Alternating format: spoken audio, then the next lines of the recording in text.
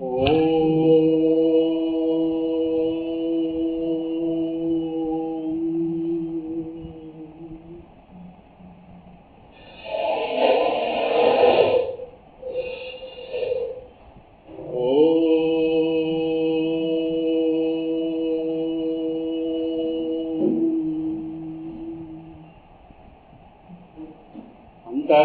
तिमिरोपशान्तये शान्तपावनमचिन्त्य वैभवं तं नरं वपुषि कुञ्जरं मुखे महे किमपि कुन्दिलं महः शुक्लाम्बरधरं विष्णुं शशिवर्णं चतुर्भुजं प्रसन्नवदनं ध्यायेत् सर्वविघ्नोपशान्तये सरस्वती नमस्तुभ्यं वरदे आमरोहिणी विद्यारम्भं करिष्यामि सिद्धिर्भवतु मे सदा। गुरुर्ब्रह्मा गुरुर्विष्णुः गुरुर्देवो महेश्वरः गुरुस्साक्षात् परं ब्रह्म तस्मै श्रीगुरवे नमः। ज्ञानानन्दमयं देवं निर्मलस्फटिकाकृतिम् आधारं सर्वविद्यानां हयग्रीवमुपास्महे ईश्वरो गुरुरात्मेति मूर्तिभेदविभागिने व्योमवद्व्याप्तदेहाय दक्षिणामूर्तये नमः। गुरवे सर्वलोकानां भिषजे भवरोगिणां निधये सर्वविद्यानां दक्षिणामूर्तये नमः। नारायणसमारम्भां व्यासशङ्करमध्यमाम् अस्मदाचार्यपर्यन्तां वन्दे गुरुपरम्परां। नारायणं नमस्कृत्य नरं चैव नरोत्तमं देवीं सरस्वतीं व्यासं ततो जयमुदीरयेत्। वागर्थाविव सम्पृक्तौ वागर्थप्रतिपत्तये जगतः पितरौ वन्दे पार्वती परमेश्वरौ। मेघश्यामं पीतकौशेयवासं श्रीवत्साङ्गं कौस्तुभोद्भासिताङ्गं पुण्योपेदं कुण्डलीकायदाक्षं विष्णुं वन्दे सर्वलोकैकनाथम्। सत्यज्ञानसुखस्वरूपमलं क्षीराब्धिमध्य स्थितं योगारूढमतिप्रसन्नवदनं घोषासहस्रोज्ज्वलं शङ्खं चक्रपिनाकसाभयकरां बिभ्राणमर्कच्छविं क्षत्रीभूतफणीन्द्रमिन्दुवदनं लक्ष्मीनृसिंहं भजे। प्रहलादवरद लक्ष्मीनृसिंहं भजे। संसारकूपमतिघोरमगाधमूलं सम्प्राप्य दुःखशतसर्पसमाकुलस्य दीनस्य देवकृपया शरणागतस्य लक्ष्मीनृसिंहं मम देहि करावलम्बम्। आपदामपहर्तारं दातारं सर्वसम्पदां लोकाभिरामं श्रीरामं भूयो भूयो नमाम्यहं। मनोजवं मारुततुल्यवेगं जितेन्द्रियं बुद्धिमतां वरिष्ठं वातात्मजं वानरयूथमुख्यं श्रीरामदूतं शिरसा नमामि। कृष्णाय वासुदेवाय देवकीनन्दनाय च नन्दगोपकुमाराय गोविन्दाय नमो नमः। अहो देवर्षर्धन्योऽयं यत्कीर्तिं शार्ङ्गधन्वनः गायन्माद्यन्निदं तन्त्र्या रमयस्यासुरं जगत्। व्यासाय विष्णुरूपाय व्यासरूपाय विष्णवे नमो वै ब्रह्मनिधये वासिष्ठाय नमो नमः। निगमकल्पतरोर्गलितं फलं शुकमुखात् अमृतद्रवसंयुतं भागवतं रतमालयं मुहुरवो रसिका सुविभावुकाः। यं व्रजन्तमनुपेतमपेतकृत्यं द्वैपायनो विरहकातर आजुहाव पुत्रा इति तन्मयतया सर्वोऽभिनेदुः तं सर्वभूतहृदयं मुनिमानतोऽस्मि। श्रुतिस्मृतिपुराणानाम् आलयं करुणालयं नमामि भगवत्पादशङ्करं लोकशङ्करम्। श्रीकैवल्यपदं भुषेरुटगुणैचिन्तिञ्चदन् लोकरक्षैकारम्भतु भक्तपालनकलासंरम्भतु दानवोद्रेकस्तम्भतु केलिलोलविलसदृग्जालसम्भूत नानाकञ्जान्तभवाण्डकुम्भतु महानन्दाङ्गनाडिम्भतु। अम्मलगन्नयम्म ముగురమ్మలమూలపుటమ్మ తాళపెద్దమ్మ సురారులమ్మ కడుపారడి చినయమ్మ కన్నులో నమ్మిన వేల్పుటమ్మల మనమ్ముల నుండియమ్మ దుర్గమాయమ్మ కృపాబ్ధి యుత మహత్వ కవిత్వ పటుత్వ సంపదలు కేతులారంగ శివుని పూజింపడేని నోరు నౌభంగ హరికి తినుడువడేని దయు సత్యంబులోనుగా తలపడేని కలుగనేటికి తల్లుల అడుగుసేటు పలికడిది భాగవతమట పలికించు విపుండు రామభద్రుండట నే పలికిన భవహరమగునట పలికెద వేరుండుగా పలుకగా నేల భాగవతము తెలిసి పలుకుట చిత్రంబు శూలికైన తమ్మి శూలికైన వివిధ జనుల వలన విన్నంత కన్నంత తెలియవచ్చినంత తేటపరదు శారద నీరదేందు ఘనతార పటీర మరాళ మల్లికాహార తుషారథేన రజతాచలకాశ పనీత కుంద మందార సుధా పయోధి సుతతామర తామర వాహిని శుభాకార మదిన్ కానగనన్నడు కలుగుతారతి హరి ఓం ప్రహ్లాద వరద నరహరి నమో నమో దయానిధి ప్రహ్లాద వరద నరహరి నమో నమో దయానిధి ప్రహ్లాద వరద నరహరి నమో నమో దయానిధి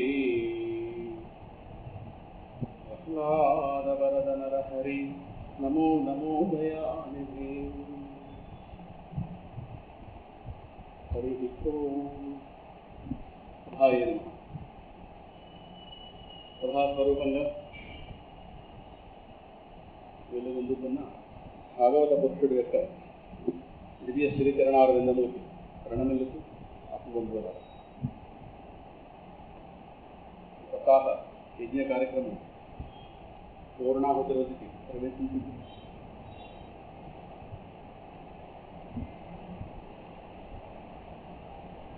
భాగవతము తెలిసి పలుకుట చిత్రంబు శూలికైన తమ్మి శూలిక.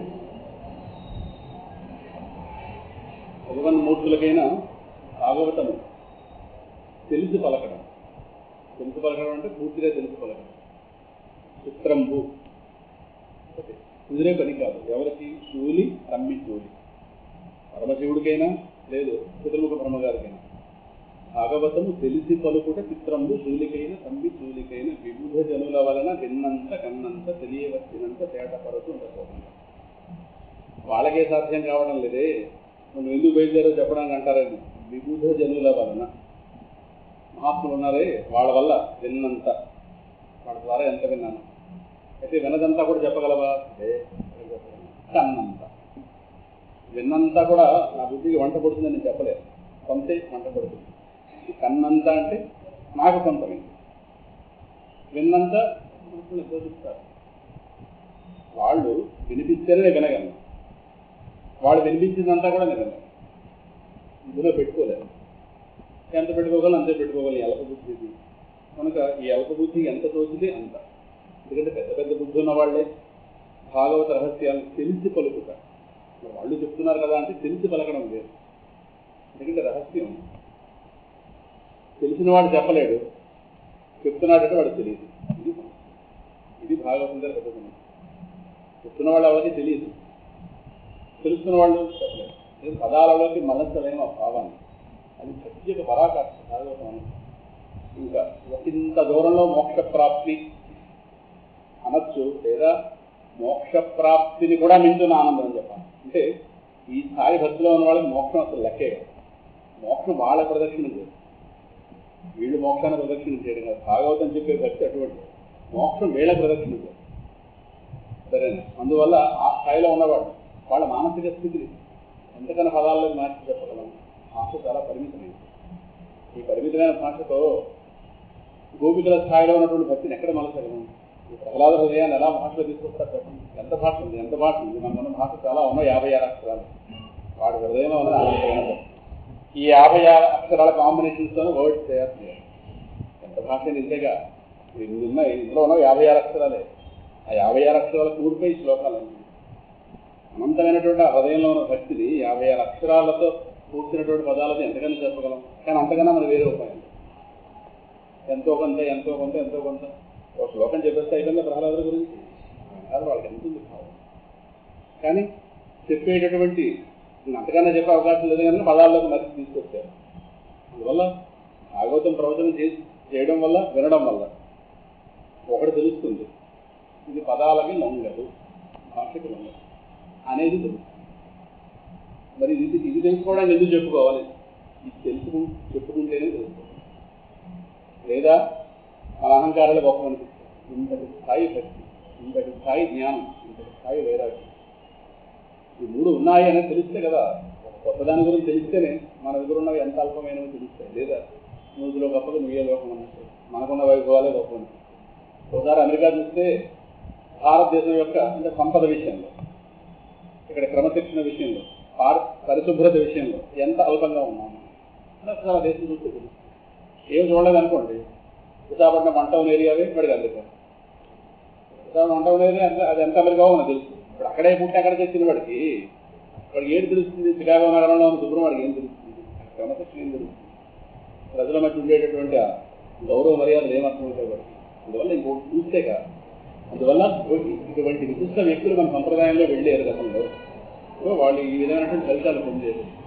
కొంతమంది పరీక్ష మహారాజు గారు ఎంత అద్భుతంగా సుఖమహర్షిని కూర్చోబెట్టి భాగవత రహస్యాన్ని బయటికి లాగాడైనా అన్నది అర్థమైతే ఇటువంటి వాళ్ళకి మన వారసులం అనేది మన జీవితంలో మనకు అర్థమవుతుంది. మన బ్రతుకులో ఉన్నటువంటి విషయాలు ఇవన్నీ కూడా వాళ్ళతో పోల్చి చూసుకుంటే అప్పుడు అతి జ్ఞాన వైరాగ్యాలు ఎంత దూరంలో ఉన్నాం అనేది అర్థమవుతుంది. అందువల్ల అధ్యయనందరూ మనకు ఉన్నటువంటి ఏవైతే అక్షరాలు ఉన్నాయో వాటిల్లోకి భాగవత రహస్యాన్ని మనుషుకుని చెప్పుకోవడం వల్ల ఎంతో కొంత భక్తి పరిచయం, భగవంతుడి పరిచయం, భక్తుడి యొక్క మానసిక స్థితి పరిచయం ఇవి ఏర్పడతాయి. తదుపరి మన ప్రయత్నాలతో, పెద్దల అనుగ్రహంతో, ఒక క్రమశిక్షణతో, ఒక వినయంతో, వీటితో ఉపాసనతో భగవద్ వస్తువును సొంతం తీసుకోవడం. పూర్తిగా పొందిన వాళ్ళు పొందిన అనుభూతిని మొత్తం మాటలకు మలచలేదు. మూకాస్వాదన నారద మహర్షి చేత అందువల్ల భాష యొక్క పరిమితి మనకు అర్థం కావాలి. అందువల్ల తెలిసి పలుకుట. పరమశివుడికి భాగవత రహస్యం తెలియదని కాదు, చెప్పలేడు, పదాలకు మలచలేడు. అందువల్ల ఆయన కూడా మౌనం, దక్షిణామూర్తి రూపంలో మౌనం బ్రహ్మగారు వాళ్ళందరూ కూడా.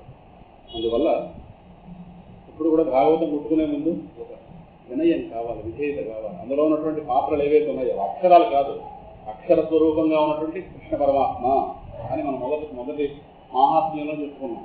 ఆయన అవతార సమాప్తి చేస్తూ భాగవతంలో ప్రవేశించాడు. విరోధాన ప్రవిష్టోయం శ్రీమద్ భాగవతార్ణవం. భాగవతమైన సముద్రం కృష్ణ పరమాత్మ యొక్క మరొక రూపం కనుక ఆ అక్షరాలకు నమస్కారం చేసుకుంటే బుద్ధిలోకి వెళ్ళి బుద్ధిని పవిత్రం చేస్తే క్రమక్రమంగా ఒక 5-6 సార్లు చదివితే చదువుతున్న కొద్దీ రహస్యాలు వంటబట్టే ఒకసారి శాస్త్రంతో హృదయాన్ని ఇవ్వదు. అందువల్ల ఈ విషయాన్ని ఇక్కడ ఒకసారి బుద్ధికి ఎక్కించుకుని 18వ అధ్యాయంలో ప్రవేశిస్తున్నాం. పరీక్ష మహారాజు గారు శృంగి అనేటువంటి ఆ ఋషి బాలకుడు ఉన్నాడు కదా, ఆయన శాపానికి గురవడం అనేటువంటి ఒక సన్నివేశం ఇక్కడ 8వ అధ్యాయంలో సూత మహర్షి మాట్లాడుతూ పరీక్ష మహారాజు గారి యొక్క ప్రభావాన్ని చెప్తూ, ఇగో ఆయన యొక్క శాసన కాలంలోనే, ఆయన ప్రభువుగా ఉన్నటువంటి ఈ సమయంలోనే మీరుగో ఈ 1000 రోజుల పాటు నడిచేటటువంటి ఈ దీర్ఘసత్ర యాగాన్ని మీరు తీసుకున్నారు అని చెప్పి ఆయన అలా కొనసాగించుకుంటూ వెళ్ళిపోతున్నాడు పరీక్షిత్ గురించి. చెప్పేసరి పరీక్షిత్ పూర్తిగా చెప్పిన తర్వాత వాళ్ళు మళ్ళీ ఒక చోట ఆపారు. ఈ పరీక్షిత్ మాతృగర్భంలో ఉన్నప్పుడు అశ్వత్థామ యొక్క బ్రహ్మాస్త్ర జ్వాలలకి దహింపబడిన వాడైనప్పటికీ కానీ ఆ అద్భుత లీలను చేసినటువంటి ఆ కృష్ణ పరమాత్మ యొక్క అనుగ్రహం వల్ల మళ్ళీ సజీవుడయ్యాడయ్యా ఈయన. యోవై ద్రౌణ్యస్త్ర విపులుష్టో మాతు ఉదరే మృత అనుగ్రహాత్ భగవత కృష్ణస్య అద్భుత కర్మ. అద్భుతమైన లీలలు చేశాడు కదా కృష్ణ పరమాత్మ దేహంగా స్వామి వ్యక్తమై, అటువంటి ఆయన యొక్క అనుగ్రహాత్ భగవత, ఆ భగవంతుడి యొక్క అనుగ్రహం వల్ల ఈయన మళ్ళీ పుట్టేడు మహానుభావుడు అని చెప్పి ఇంకా కొనసాగించుకుంటూ వెళ్ళిపోతున్నాడు ఆయన. అటువంటి ఆ సుఖ మహర్షి, అటువంటి ఆ పరీక్షిత్ ఒక బ్రాహ్మణ బాలకుడి యొక్క శాప కారణంగా రక్షకుడు ఆయన్ని కాటు వేయడానికి కాస్త సిద్ధమవుతున్న సమయంలో ఆ మహావరాజు తనకి ప్రాణాపాయం ఉందని తెలిసినప్పటికీ కూడా ఏమాత్రం భయపడలేదు. ఎందుకంటే ఆయన చిత్తాన్ని అక్కడి నుంచో పుట్టుతున్న క్షణం నుండే తన మనసుని భగవానుడి యొక్క చరణ కమలాలను పూర్తిగా సమర్పించున్నాడు కనుక ఇప్పుడు ఆయనకి ఇక ప్రాణం విడిచిపెట్టడం అనేది పెద్ద విషయం ఏం కాదు తనకి ఏమి. కానీ ప్రాణం విడిచిపెట్టడం భయం కాదు, ప్రాణం విడిచిపెట్టేలోపు దాన్ని సాధించవలసింది సాధించాలి. దాని మీద లక్ష్యం అంతా వెళ్ళింది. మొత్తం మీద తాను అన్ని విధాలు ఉన్నటువంటి ఆసక్తిని పూర్తిగా, బాహ్య విషయాలకు పూర్తిగా ఆసక్తి విడిచిపెట్టించాడు. గంగానదీ తీరంలో మహాయోగి యొక్క ఉపదేశాన్ని ఆలకించాడు. మళ్ళీ చెప్తాడు ఇవన్నీ విషయాలన్నీ. ముందు ఆ కథ అలా చెప్పుకుంటూ వెళ్ళిపోతున్నాడు. ఆ మహాముని ఆయన గారి యొక్క శిష్యరికం స్వీకరించాడు. కాదు, ఆ మహాముని ఈయనకి తన శిష్యరికాన్ని ఇచ్చాడు. ఆ భగవత్స్వరూప జ్ఞానం పొంది ఆయన బోధ వల్ల శరీరాన్ని త్యజించాడు. శరీరాన్ని త్యజించకముందే శరీర భావాన్ని త్యజించాడు. ఇది ఇంపార్టెంట్. శరీరాన్ని అందరూ త్యజిస్తాం, శరీర భావాన్ని ఎంతమంది త్యజిస్తాం. అందువల్ల ఆయన చేసిన భాగవత బోధ ద్వారా శరీర భావాన్ని ముందు త్యజించాడు. ఇంకా శరీరం త్యజించడమా అలా ఒకగా జరిగిపోయింది. ఆ భగవానుడి యొక్క నిర్మల యశస్సుడు కదా భగవానుడు. ఆయన యొక్క లీలలో స్వామి కళ్యాణ గుణాలు, కథామృతం ఇవన్నీ కూడా నిరంతరం ఆస్వాదిస్తూ స్మరించేవాళ్ళు ఆ ప్రభువు యొక్క సాధారణిందములు ఏంటి వాళ్ళ చిత్తాలు నిలుస్తారు కదయ్యా. అటు భగవద్భక్తులకి అంత్యకాలంలో ఎట్టి మోహము ఉండదు. జీవితం మొత్తం మీద మోహాలు పట్టుకున్నా పెద్ద ప్రమాదం లేదు, కానీ జీవితం చివరిలో మోహం పట్టుకుంటే ప్రమాదం. కానీ జీవితం మొదట్లో పట్టుకున్న మోహం జీవితం చివరిలో గ్యారంటీగా పట్టుకుంటుంది. కారణం దాని యొక్క బీజ లోపం ఉండిపోతే కనుక నా ఉత్తమ శ్లోక వార్తానాం విశ్వతాం తత్కథామృతం స్యాత్ సంభ్రమ అంతకాలేకి స్మరతాం తత్పదామృతం అంతకాలేచ మామేవ స్మరం ముక్త్వా కళేబరం ప్రయాతి మద్భావం యాతి నాస్త్యత్ర సంశయ. భగవద్గీత 8వ అధ్యాయం 5వ శ్లోకం. కనుక ఆ భగవద్భక్తులకి అంత్యకాలంలో ఎట్టి మోహము ఉండదు. పరీక్షిత్ స్థాయిలో ఉన్నటువంటి వాళ్ళు. ఎందుకంటే అభిమన్యు సిద్ధుడు కదా పరీక్ష మహారాజు గారు ఈ భూమండలాన్ని పరిపాలిస్తున్నంత వరకు నలుగుతులా కలిపురుషుడు వ్యాపించున్నాడేమో కానీ వాడి ప్రభావం ఏమాత్రం కూడా ఈయన గారి రాజ్యంలో ప్రజలు మీకు రాలేదు. ఎందుకంటే వాస్తవానికి పరమాత్మ దేహత్యాగం అంటే ఈ పృథ్వీని వీడిన క్షణంలోనే ఆ పరమ అధర్మానికి మూలకారుడైనటువంటి కలిపురుషుడు భూతంలో ప్రవేశించాడు. కానీ కలిలో ఒక పెద్ద లాభం ఉంది. అది ఇక్కడ చాలా పెద్ద లాభం, చాలా చాలా పెద్ద లాభం. అందువల్లే ఈయన గారు అనుమతించాడు ఆ మాత్రం 4 స్థానాలు కనుక. నాను ద్వేష్టి కలిం సమ్రాట్ తారంగ ఇవ తారభు కుశలాని ఆసు విద్యంతి నేతరాన్ని కృతాని. ఇది కూడా అసాధ్యం కలికాలంలో. చూడండి, కలికాలంలో పుణ్యకర్మం సంకల్పించినంత మాత్రంలోనే ఫలం లభిస్తుంది. చేయలేని పర్వతం సంకల్పిస్తే చాలు పుణ్యకర్మని. అయితే పాపకర్మను సంకల్పించినంతలో దాని ఫలం రాదు. ఇదో లాభం. ఇప్పుడు బాగుంది కదా, పుణ్యం చేయలేని వాళ్ళకి పుణ్యం అనుకుంటే చాలు చేసిన ఫలితం ఖాతాలో పడిపోతుంది. అంటే అది కూడా అనుకోని రోజులు వస్తాను. నలుగురు పోతుంది వస్తాను అనుకుంటుంది. వీడు బాగుండాలి వాడు బాగుండాలి, ఇంకా ఇంకా దుర్మార్గం రోజులు వస్తాయి. ఇది సాధ్యం అవుతుంది అనుకోకండి, ఇది కూడా సాధ్యం చేయకూడదు. అంటే మనసులు అంత కఠిన లేకపోతే మాట్లాడాలి. కానీ ఆ అవకాశం ఉంది. ఒకవేళ పాపకర్మ కనుక వీటి సంకల్పించిన దాని ఫలం మాత్రం రాదు. కానీ పాపకర్మలు ఆచరించినప్పుడే పాపం, పుణ్యం ఆచరించకపోయినా సంకల్పిస్తే ఫలితం వచ్చేస్తుంది. పాపం మాత్రం సంకల్పించినంత మాత్రం ప్రమాదం లేదు, ఆచరిస్తేనే ఫలితం వస్తుంది. కానీ సంకల్పించిన తర్వాత ఆచరించకుండా ఎలా ఉంటాడు? అది ఇవన్నీ కీలకాలు. ఇవన్నీ వాడిని కుట్టియాలనుకుంటాను, ఇవాళ దేవుని కొడతాడుగా. దేవుడు ఎలా ఉంటాడు? ఆ బుద్ధి లోపల ఉంటుందా? ఎప్పుడో ఒకటి నేను అవకాశం తెలుసుకుంటే అదే పనిచేస్తుంది. అయితే అదృష్టం బాగుండి సంకల్పంతో ఆగిపోతే అది అక్కడితో ఏవో చూడకుండా చూస్తాం, వినకుండా వింటాం, రాకుండా భావాలు వస్తాయి. హరహర మహాదేవ అనుకుంటే అది వస్తుంది. ఈ అవకాశాలు కలికాలంలో పెట్టారు. అందువల్ల ఈ రహస్యం తెలిసిన వాడు కనుక ఈ సారాన్ని, ఈ రహస్యాన్ని తుమ్మిదలాగైతే పువ్వులో ఉన్న మకరంద రహస్యం దాన్ని తెలుస్తుందో, కలికాల పురుషుడికి ఈ రహస్యం తెలిసిన వాడు కనుక పరీక్షిత్తు ఆయన కలిపురుషుడిని లోపల రానిచ్చాడు. ఎదుగుతాడు తారగ్రాహి ఆ పదం వాడేది అక్కడ. తారంగ ఇవ, తారంగం అంటే ఇక్కడ తారగ్రాహి. 9 ఎలాగైతే మకరంద రహస్యం తెలుసో ఈయన గారి కలిపురుషుడి రహస్యం ఈ విధంగా రహస్యం తెలుసు. ఓన్లీ ఏదో ఒకటి మొత్తం మీద మంచి పనులు ఎలాగో చేయలేరు అనుకుంటే చాలు కదా. ఇంట్లో కూర్చుని వాళ్ళు మంచి భావాలు చేస్తున్నారు, చాలా చాలా వెళ్తుంటుంది. మొత్తం మీద ఈ కలిపురుషుడు ఏం చేస్తాడు? ఈ కలిపురుషుడు వల్ల వివేకవంతులైన ధీరపురుషులకి, కలిపురుషుడు వివేకవంతులైన ధీరపురుషుల వల్ల భయపడతాడు. కానీ మెల్లగా వాళ్ళు దారి మండించేస్తారు. కొంతసేపట్లో ఈయన దారి మండిస్తారు. తోడేలు ఎలాగైతే గొర్రెల మందులో చొరబడి వాటిని గమనిస్తుందో, ఈ అవివేకులు మూర్ఖులు అజాగ్రత్తగా ఉండేటటువంటి మానవుల్లో మాత్రం ప్రవేశించి వాళ్ళని రసిపరుచుకోవడంలో వీడు మహాశూరుడు, వీడి ప్రభావానికి ముందుపోతాడు, తెలియకుండా లోపల దూరిపోతాడు. ఈయనే వెడదారి పెట్టించాడు. మహానుభావులారా, మీరు అడిగిన ప్రశ్న సమాధానంగా కృష్ణ పరమాత్మ యొక్క లీలా వృత్తాంతాలతో కూడినటువంటి ఈ పరీక్షిత్ యొక్క పవిత్ర చరిత్ర వినిపించాను. ఎందుకంటే భగవానుడి యొక్క మహిమతో కూడినటువంటి లీలలు ఏవైతే ఉన్నాయి ఇవన్నీ తీసుకుదగినవే కనుక స్వామి యొక్క లీలలకి, గుణాలకి, వాటికి సంబంధించిన వృత్తాంతాలకి, వీటన్నిటినీ కూడా మీరందరూ శ్రేయస్సు కోరుకునే వరకు వాటిని తప్పకుండా మీరు సేవించాలి అనగానే సౌనకాది మహర్షులు అన్నాక చూడండి, వాళ్ళకి ఎంతగా తృప్తి లేదు, ఎంత వెంటనే ఇంకా కావాలంట. ముందు సూత మహాముని నువ్వు కలకాలం సుఖ సంతోషాల్లో జీవించు, ఎందుకంటే నాకు ఎంత ఆనందం కలిగించు. నువ్వు భగవంతుడి యొక్క ఈ ఉజ్వలమైనటువంటి కీర్తి ప్రతిష్టలు, యశో వైభవాల గురించి వర్ణిస్తున్నావు. సంసార రోగంలో పడి బ్రతుకుతున్న వాళ్ళకి ఇవే కదా ఔషధాలు, ఇవే కదా అమృత తుల్యాలు. నువ్వు అనుగ్రహపూర్వకంగా వీటి మాకు వినిపించావు. ఎంత విన్నా మాకు తనివి తీరటం లేదయ్యా. నువ్వు ఇంకా ఈ కథా వైభవం గురించి ఇంకా నువ్వు మాకు కథా కథ అనేటువంటి అమృతాన్ని మాకు ఇంకా పంచిపు. మేము వాటిని ఇంకా నీకేమైనా అవసరంగా ఉంటే ఆగిపో, నీకు చెప్పే ఓపిక ఉంటే ఇంకా చెప్పు. పరీక్షిత్ గురించి ఇంకా మాకు కావాలి విషయం, సరే మేము వాటిని ఇంకా వింటాం. ఎందుకంటే ఏదో యజ్ఞయాగాది కర్మలు చేస్తున్నాం కానీ ఇది సకామ కర్మలు కదా. ఈ సకామ కర్మలు పూర్తిగా ఫలితాలు పూర్తిగా లభిస్తాయని ఆశ మాకేమీ లేదు. ఏం చేస్తాం, వాడి అనుష్ఠానంలో మునిగిపోయి మా బుద్ధులు మోహంతో ఉన్నాయి కదా. నిజం అనుకోకండి, వాళ్ళు అలా చెప్పాలంటే. నువ్వు కృష్ణ పరమాత్మ యొక్క పాదారవింద మకరందాన్ని ఆస్వాదింపజేయడం వల్ల ఫలితంగా మాకు వెంటనే ఆధ్యాత్మిక శాంతి ప్రత్యక్షంగా అనుభవంలోకి వస్తుంది. ఇప్పుడు యజ్ఞం చేస్తే వచ్చే ఫలితం ఎప్పుడు వస్తుందో. దీనివల్ల భగవత్ కథాశ్రవణం చేస్తున్నాం కదా. సవకథామృతం సప్తజీవనం, సవకథామృతం సప్తజీవనం, కవిభిరీడితం కల్మషాపహం, శ్రవణమంగళం శ్రీమదాతకం భువి గృణంతి భూరిదా జనాః.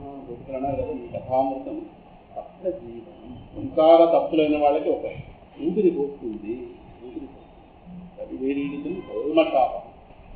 వెంటనే ఆధ్యాత్మిక శాంతి ప్రత్యక్షంగా అనుభవంలోకి రావాలి అంటే ఆ సమర్థత ఉన్నవాడు చెప్పాలి. చెప్తే లోపల టచ్ వస్తుంది. కొంతమంది మీ వంటి భాగవతోత్తముల సాంగత్యం మాకు అదృష్టవశాత్తు లభించింది. నిజంగా మాకు కావాల్సింది ఏముందండి మహానుభావం. ఎందుకంటే ఎంత మంచి మాటలు, చాలా ఇవాళ ఎన్ని మంచి మాటలు ఉంపేశారు కదా. ఇటువంటి గ్రంథాలు చదివితే ఎలా మాట్లాడాలి, ఎలా ఆలోచించాలో అప్పుడు ఆలోచన, క్రమశిక్షణ, మాటలో అందం వస్తుంది. దాని కూడా అర్థమైపోతున్నారు ఎంత ఆధ్యాత్మిక విభూతి పట్టిందా, ఎంత అందంగా మాట్లాడతారో ఋషులు. వాళ్ళు పరీక్షితూ ఇలా మాట్లాడాలని ఒక ఆదర్శం కూడా చూపిస్తారు. మనకు సత్సంగత్వం క్షణకాలం లభించినా దానికి స్వర్గసుఖాలు సాటి కాదు కదా. మనకు ఏముంది స్వర్గం, క్షణకాలం సత్సాంగత్యం లభించినా చాలు. దాని ముందు మోక్షం కూడా తక్కువే కదా. సత్సంగత్వే నిస్సంగత్వం ఆచార్యులు గారు చెప్పారు కదా. తులయామ లవేనాపి నా స్వర్గం నా పునర్భవం భగవత్ సంగి సంగస్య మర్త్యానాం కిముదాశిష. భగవత్ సంగి సంగస్య, భగవంతుడితో కూడి ఉన్నవాడితో సంగస్యం. ఏం పదప్రయోగం, భగవత్ సంగి సంగస్య. నువ్వు నిరంతరం ఆ భగవదానందామృతపానం చేస్తుంటావు, నీతో మాకు సాంగత్యం లభించింది. నువ్వు ఒక స్వర్గం ఏంటి, కోటి స్వర్గాలు తీసుకుంటావు. ఎవరికి కావాలో స్వర్గాలన్నీ. ఈ కథాశ్రవణం ప్రారంభంలో దేవతలు వచ్చారుగా అమృతం పట్టుకుని, వాళ్ళకి ఏం తృప్తిగా ఉన్నారు, ఏం లేదు. మోక్షం కూడా తక్కువే.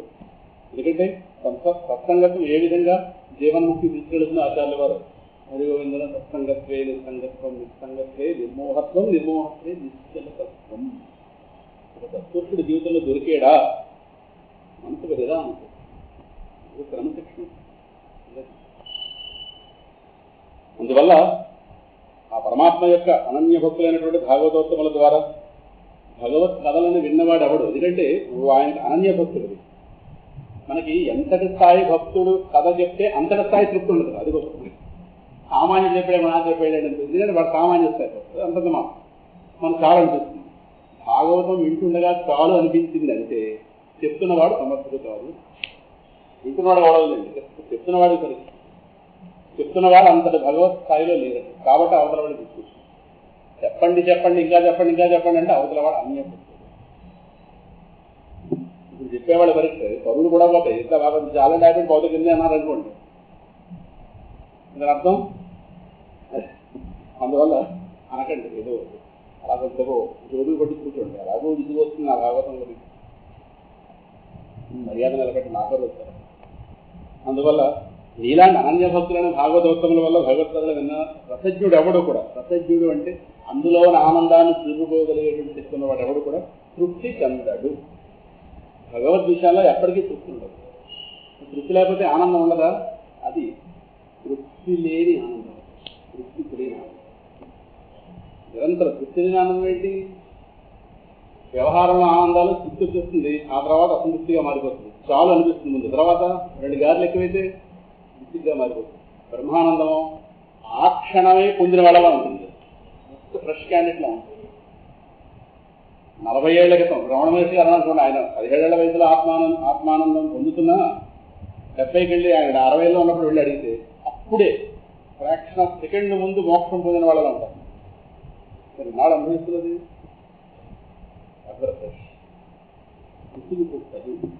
అనుక్షణ వర్ధమానం. నారద సూత్రాలు ప్రతిక్షణ వర్ధమానం, ఎక్కడ ఆగదు. అంటే అది మార్పు లేనిది కనుక, హద్దులు లేనిది కనుక ఎక్కడ టేస్ట్ ఎక్కడక్కడ విసుగుకుంటున్నాం, అప్పుడే పొందినట్టుగా ఉంటుంది. అందువల్ల ఆత్మజ్ఞానం అందరూ అప్పుడే పొందినట్టుగా ఉంటారు. అంతే కదా, ఎక్కడి నుంచో పొందుతానండి. ఇప్పుడు ఎవరిని అడిగామనుకోండి, ఉద్యోగం 30 ఏళ్ళ బట్టి చేస్తున్నాను, మీరు ఆత్మజ్ఞానం ఎన్నాళ్ళు పట్టుకుంటారు ఏంటి, ఎన్నాళ్ళేంటి ఇప్పుడే, మరి ఎంతముందో మీరు అక్కడి నుంచి 17 ఏళ్ళ బట్టి దానికి అలా ఉండదు. కాలానికి పరిమితం ఉండదు, అది ఇప్పటికప్పుడు అడుగుతారు. తెలిసినట్టు చెప్తున్నా నాకే ఆత్మానుభూతి లేదండి, విన్నా అలాగా ఆగనండి. మీరొకరు గొప్ప ప్రాబ్లం ఇది.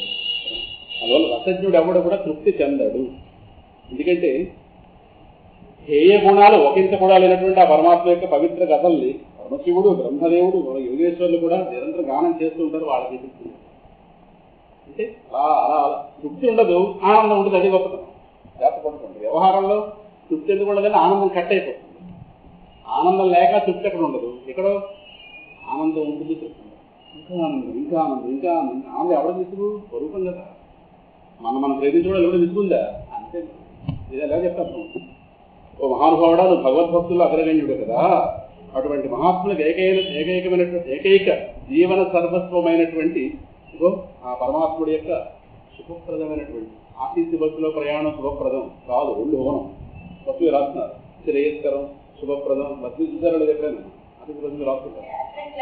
అదే అంటే అలా అనుకుని ఎక్కడ ఏదో అవుతుంది మొత్తం మీద శుభప్రదం, అది శుభప్రదం తెలియదు కానీ ఆశించేవాళ్ళు ఇది మాత్రం శుభం కదా. లీలా పరమాత్మ శుభప్రదం రాస్తుంటారు.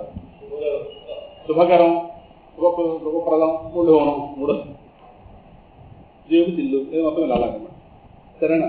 ఈ శుభప్రదమైన లీలా వృత్తాంతాలు ఏవైతే ఉన్నాయో పరమాత్మ యొక్క గుణానువర్ణనం, వాటి వినాలనుకుంటున్న మాకు ఇంకా విస్తారంగా వినిపించు. ఇంకా ఆ భగవంతుడికి సంబంధించిన దివ్య గుణాలకు సంబంధించిన కథలు ఏవైతే ఉన్నాయో వాటిని సుఖమహర్షి పరీక్షలు వినిపించారు కదా, వాటిని నువ్వు నాకు వినిపించావు. సాక్షాత్ అంటే ఇంకా భాగవతం చెప్పాను, ఇక్కడ టాపిక్ ఇంకా చాలా ఉంది. పరీక్ష మహారాజా పరమ భాగవతోత్తముడు, ఆయన బుద్ధి విశాలం, సూక్ష్మం. సరే, ఆ సుఖయోగేంద్రుడి ద్వారా లభించిన జ్ఞానం ద్వారా అది అతడు ఆ భగవంతుడి యొక్క చరణ కమలాలను ఆశ్రయించిన రీతి దయతో భక్తుడు. నువ్వేదో ఊకిగా చెప్పిస్తావు, చివరుడు ఇలా ఉన్నాడు, దేహత్యాగం, దేహభావన విడిచిపెట్టేశాడు, ఇవన్నీ సరే టూకీగా చెప్పు, మాకు వివరంగా. ఆయన ద్వారా ఆయన ఏం విన్నాడు, ఆ వినదాన్ని ఏ విధంగా ఆయన అన్వయించుకున్నాడు, ఆఖరి క్షణాల్లో ఏ విధంగా ఆయన ప్రాణత్యాగం చేసేశాడు. ఇదంతా కూడా మాకు అయితే వాస్తవానికి రక్షకుడు రావడం, కాటు వేయడం ఇదంతా కూడా భాగవతంలో ఉండదు. ఇది బోధ ప్రారంభమైపోయింది. బహుశా 12 స్కంధంలో ఉంటుందేమో నాకు తెలియదు, కానీ ఇక్కడ మాత్రం స్వామివారి బోధ ఉంటుంది. రక్షకుడు తర్వాత వచ్చాడు, కానీ ఎంతైనా రాజుగారు కదా, వదులుకోలేం కదా, పెద్ద భవనంలో కూర్చోబెట్టే 2 స్తంభం మేడ మీద.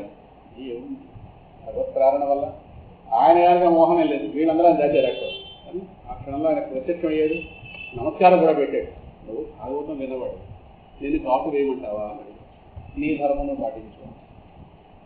మామూలు వాళ్ళు అయితేనే ఇలా అనుమతి అడగను, బడి చంపిస్తుంది. కానీ నువ్వు భాగవతం విన్నవాడు, సుఖమహర్షిని కూర్చోబెట్టినవాడు, నిన్ను కాటు వేస్తే నేను పవిత్రం ఉంటాను. కానీ మరి భగవద్ ఆజ్ఞ కనుక నేను నీ ప్రాణాలు తీసుకోవాల్సింది, ఇవ్వమంటావా? ఓ ప్రాణం ఎప్పుడో నేను కాదని నాకు అర్థమైతే నీ మర్యాదను కావచ్చు. ఇది మహాత్ములు ఆ విధంగా దేహత్యాగం చేశారు. ఇది ఇవాళ కాదు కానీ పురాణాల ద్వారా చెప్పిన విషయం. అందువల్ల భగవంతుడికి భక్తులకు ఉన్నటువంటి అనుబంధం చాలా అద్భుతం కదా, కళ్యాణప్రదం కదా. ఏ దాపరికం లేకుండా మొత్తం విషయాన్ని నువ్వు విశుద్ధపరచవయ్యా.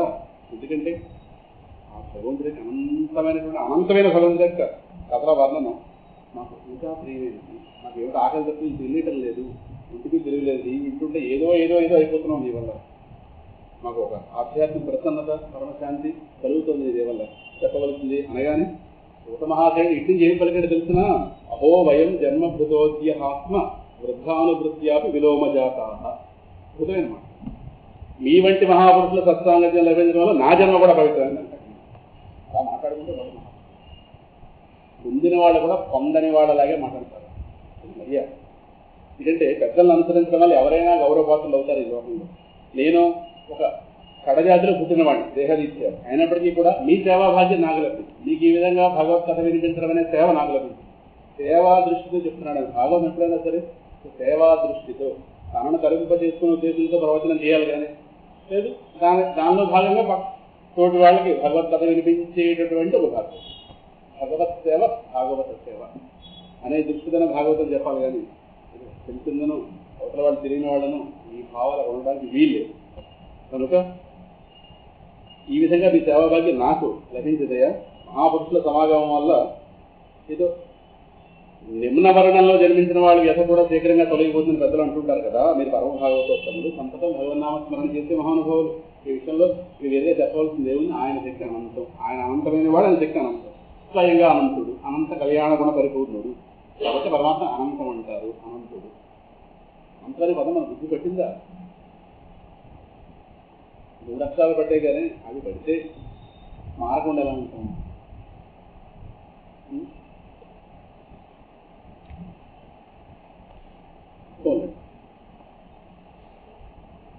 ఆ అనంత కళ్యాణ గుణ సముపేతుల్లో మహావిష్ణువుతో సమానమైన వాడు ఎవడయ్యా?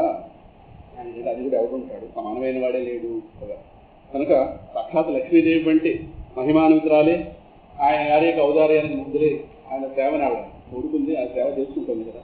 ఇక్కడ ఆయన పురుషోత్తముడి పాదనఖాల నుండి ఆవిర్భవించినటువంటి నీరే కదా గంగగా ఊర్ధ్వలోకాల్లో ప్రవహిస్తోంది. బ్రహ్మదేవుడు ఆ పాదజలంతో ఆయన గారి యొక్క చరణాలను కలవడం జరిగింది కదా. ఆ విష్ణు పాదోద్భవమైనటువంటి ఆ గంగాయ కదా శంకరుడు, బ్రహ్మదేవుడు మొదలైన లోకాలన్నింటినీ కూడా పునీతం చేస్తోంది. కనుక ఆ శ్రీమన్నారాయణుడు షడ్గుణైశ్వర్య సంపన్నుడు. ఆయన మీద భక్తి ఉన్న వాళ్ళు జితేంద్రియులై దేహ గేహాదుల మీద ఉన్నటువంటి బలమైన ఆసక్తిని తీర్చిస్తారు. దేహం అంటే దేహం తెలుసు, గేహం అంటే ఇల్లు.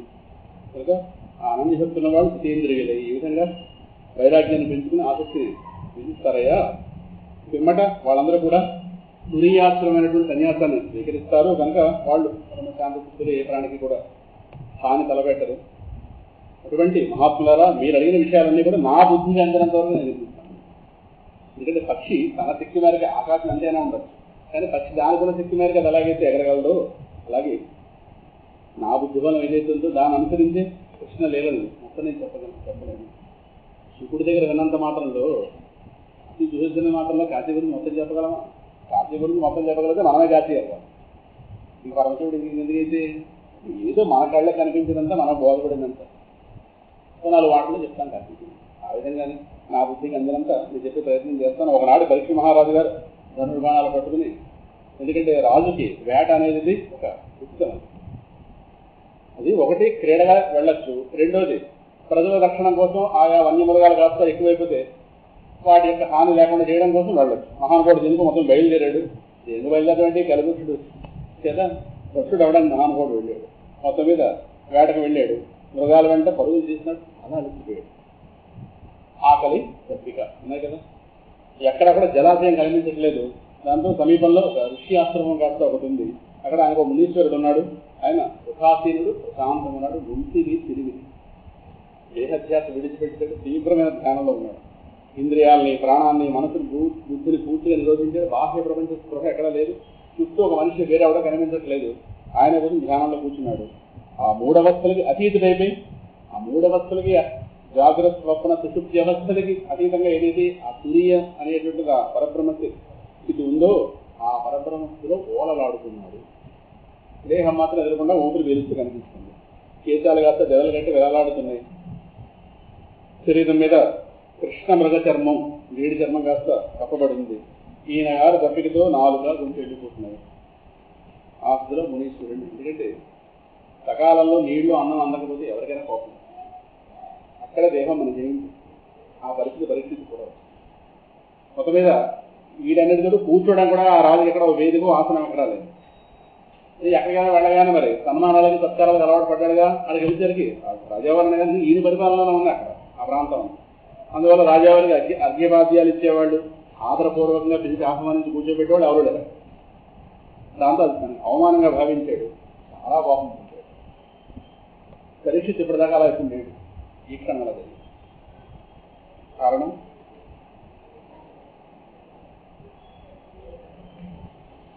నిన్నటి రోజున 4 స్థానాలు ఇచ్చాడు కదా, 5వ ఇచ్చాడే అది పంపం.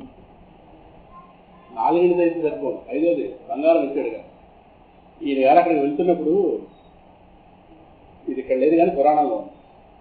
ఎందుకు ఈయన గారు ఇంత కోపం పొందాడు? ఎందుకంటే పెద్దవాళ్ళంటే ఎంతో భయభక్తులు ఉన్నవాడు, సామాన్యుడేం కాదు పరీక్షితేవి. కానీ అక్కడ అంత కోపం పొంది తర్వాత ఏం చేయబోయే పని, పాము మెడలో వేసేయడం ఇవన్నీ అంత చేయాలా?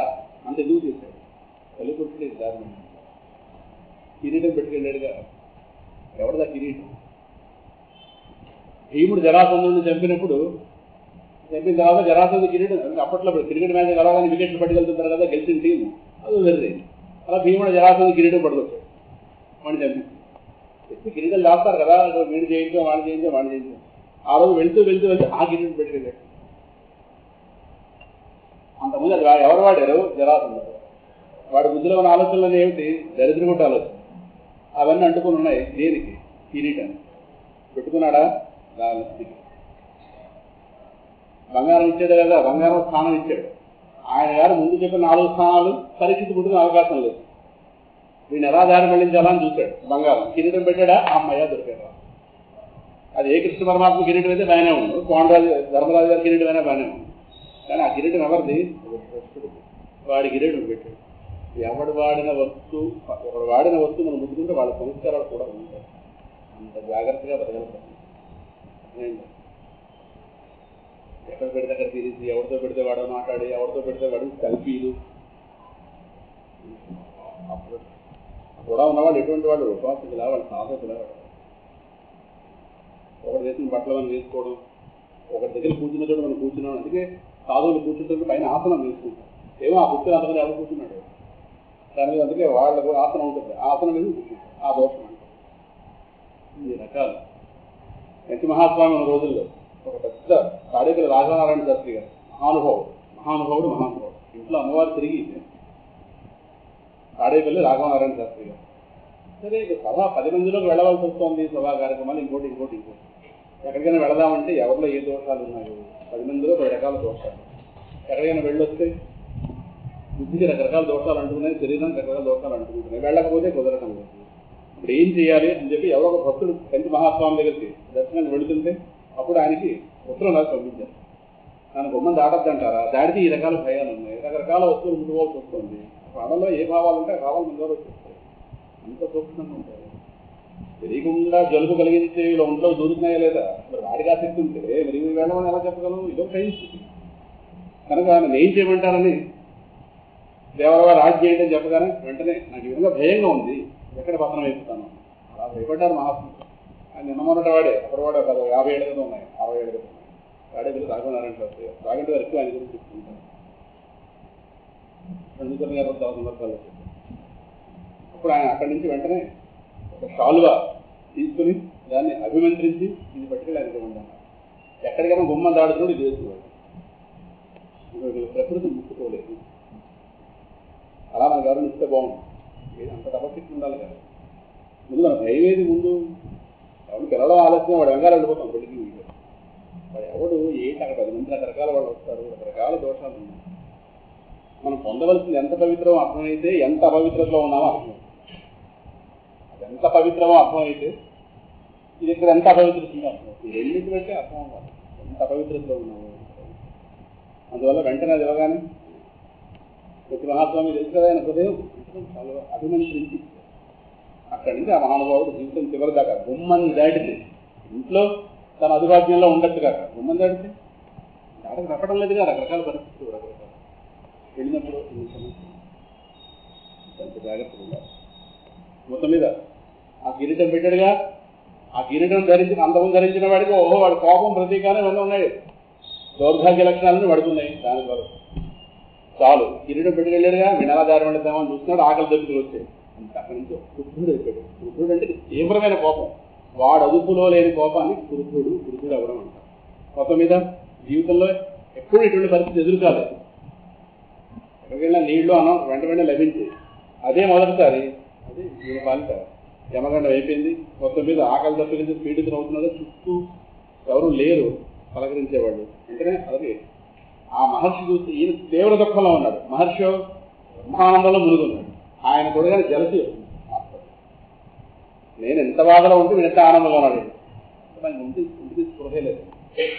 తర్వాత పాపం ఇవన్నీ వెనక ఒక్కసారి మళ్ళీ నేను చాలా తప్పు చేసింది కదా అనుకుంటాడు ఆయన.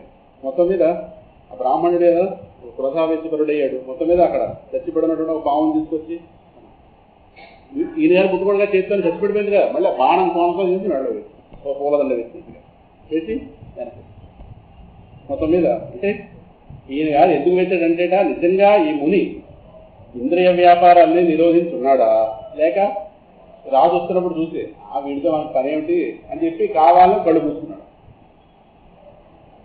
కపట సమాధిలో ఉన్నాడా, నిజమైన సమాధిలో ఉన్నాడా ఒకసారి పరీక్షిద్దామని వెళ్ళలేదు. ఈయన గారు చలనం లేదు కదా, చేసిన తప్పే కాస్త ఈయన మొదలు వచ్చాడు. దాంతో కొంతసేపటి తర్వాత అక్కడ చూసిన ఆడుకుంటున్న పిల్లలు ఎవరో ఒకరోజు చూసారు ఈయన వెళ్ళలో బాగుండగానే. అంటే వెళ్ళి శమీక మహర్షి, ఆయన మహర్షి పేరు కుమారుడు శృంగి, వాడికి ఆ ముని కుమారులతో తిరుగుతున్నాడు. వాడు మహా తేజస్వి శివాలకుడు. ఈ అపచారం కాస్త తెలిసింది. వెంటనే ఆయన గారు కోపం ఉంది. పాలకులని పేరు పెట్టుకున్నటువంటి రాజులందరూ కూడా ఉత్కృష్టాన్ని భుజించే కాకులు, ఉత్కృష్టాన్ని భుజిస్తూ కాకులు ఎలా బలుస్తున్నారు, వీళ్ళు ఎలా బలుస్తున్నారు, వీళ్ళు ఈ బ్రాహ్మణులు ఋషుల యొక్క శక్తి వల్లే కదా వీళ్ళు పరిపాలన చేస్తున్నారు, వీళ్ళు ఇవాళ వీళ్ళకి ఇలాగేమవుతుందండి అని మొత్తం మీద బ్రాహ్మణుల వల్లే ఈ క్షత్రియులు ఈ శక్తి పొందుతున్నారు, ఇవాళ ఏమని వీళ్ళు వచ్చి నా తండ్రిని ఈ విధంగా చేస్తున్నారా, ఎందుకంటే పరీక్షిత్ గొప్పవాడైతే కాబట్టి పరీక్షిత్తుకి ఆ శక్తి వస్తుందని ఇక్కడి నుంచి ఋషుల యొక్క అనుగ్రహం, ఋషుల యొక్క పవిత్రత, దీన్ని విడిచిపెట్టి ఇవాళ ఈ క్షత్రియులందరినీ శిక్షిస్తాను చూడండి అని చెప్పి ఎవరో తెలియదు. ఎవరైతే నా తండ్రిని ఏ విధంగా అవమానించాడో, అక్కడ కౌశికి అనే నది పక్కన నుంచి ఉంది, ఆ కౌశికి నదీ జలాలను పట్టుకుని ఆయన అభిమంత్రించి ఎవడైతే నా తండ్రికి అవమానం కలిగించాడో వాడు నేటి నుంచి 7వ రోజు అక్షకుడి యొక్క విషపు పాటలకు గురై ప్రాణత్యాగం చేయవలసింది అని చెప్పడం. పరీక్ష ఆ వంశానికి కలంకప్రాయుడు ఎవరో పరీక్షకు ఎవరో తెలియదు కాక నా తండ్రి అవమానపరిచాడు, మర్యాదను ఉల్లంఘించాడు కనుక నేటికి 7వ రోజున తక్షకుడు ఆయన కాటు వేస్తాడు అని అక్కడ నదీ జలాల దగ్గరే ఆయన శాపవాకు కాస్త చెప్పి ఆశ్రమానికి వచ్చాడు. మొత్తం మీద తండ్రి మేళ అప్పటికి పాము అలాగే ఉంది, చాలా ఏడ్చాడు మొత్తం. దాంతో ఈయన గారు ఎక్కడ బహిర్ముఖ పరువు ఇంద్రియాలకి చూడగా నిద్రకుండా కొడుకు ఏడుస్తున్నాడు. మొత్తం మీద కంఠంలో సర్పం, దానికి అడేవరం ఒకసారి ఆ ముక్కు సరిపోయిన కంఠంలో మెల్లగా ఆయన ఏమైంది మెల్లగా తీసుకున్నాడు. ఆయన కుమారుడు అన్నట్టు ఎదురా ఏడుస్తున్నాను, ఆయన ఏది ఇది కష్టమైనా కలిగించారా ఎవరైనా అనగానే జరిగిన వృత్తాంతం అంతా చెప్పాడు. ఆయన ఎంత బాగా మాట్లాడాడు చూడండి. అదే గొప్పతనం. ప్రతీకారం చూపించడం గొప్ప కాదు, వృక్షత్వం అంటే విగ్రహం.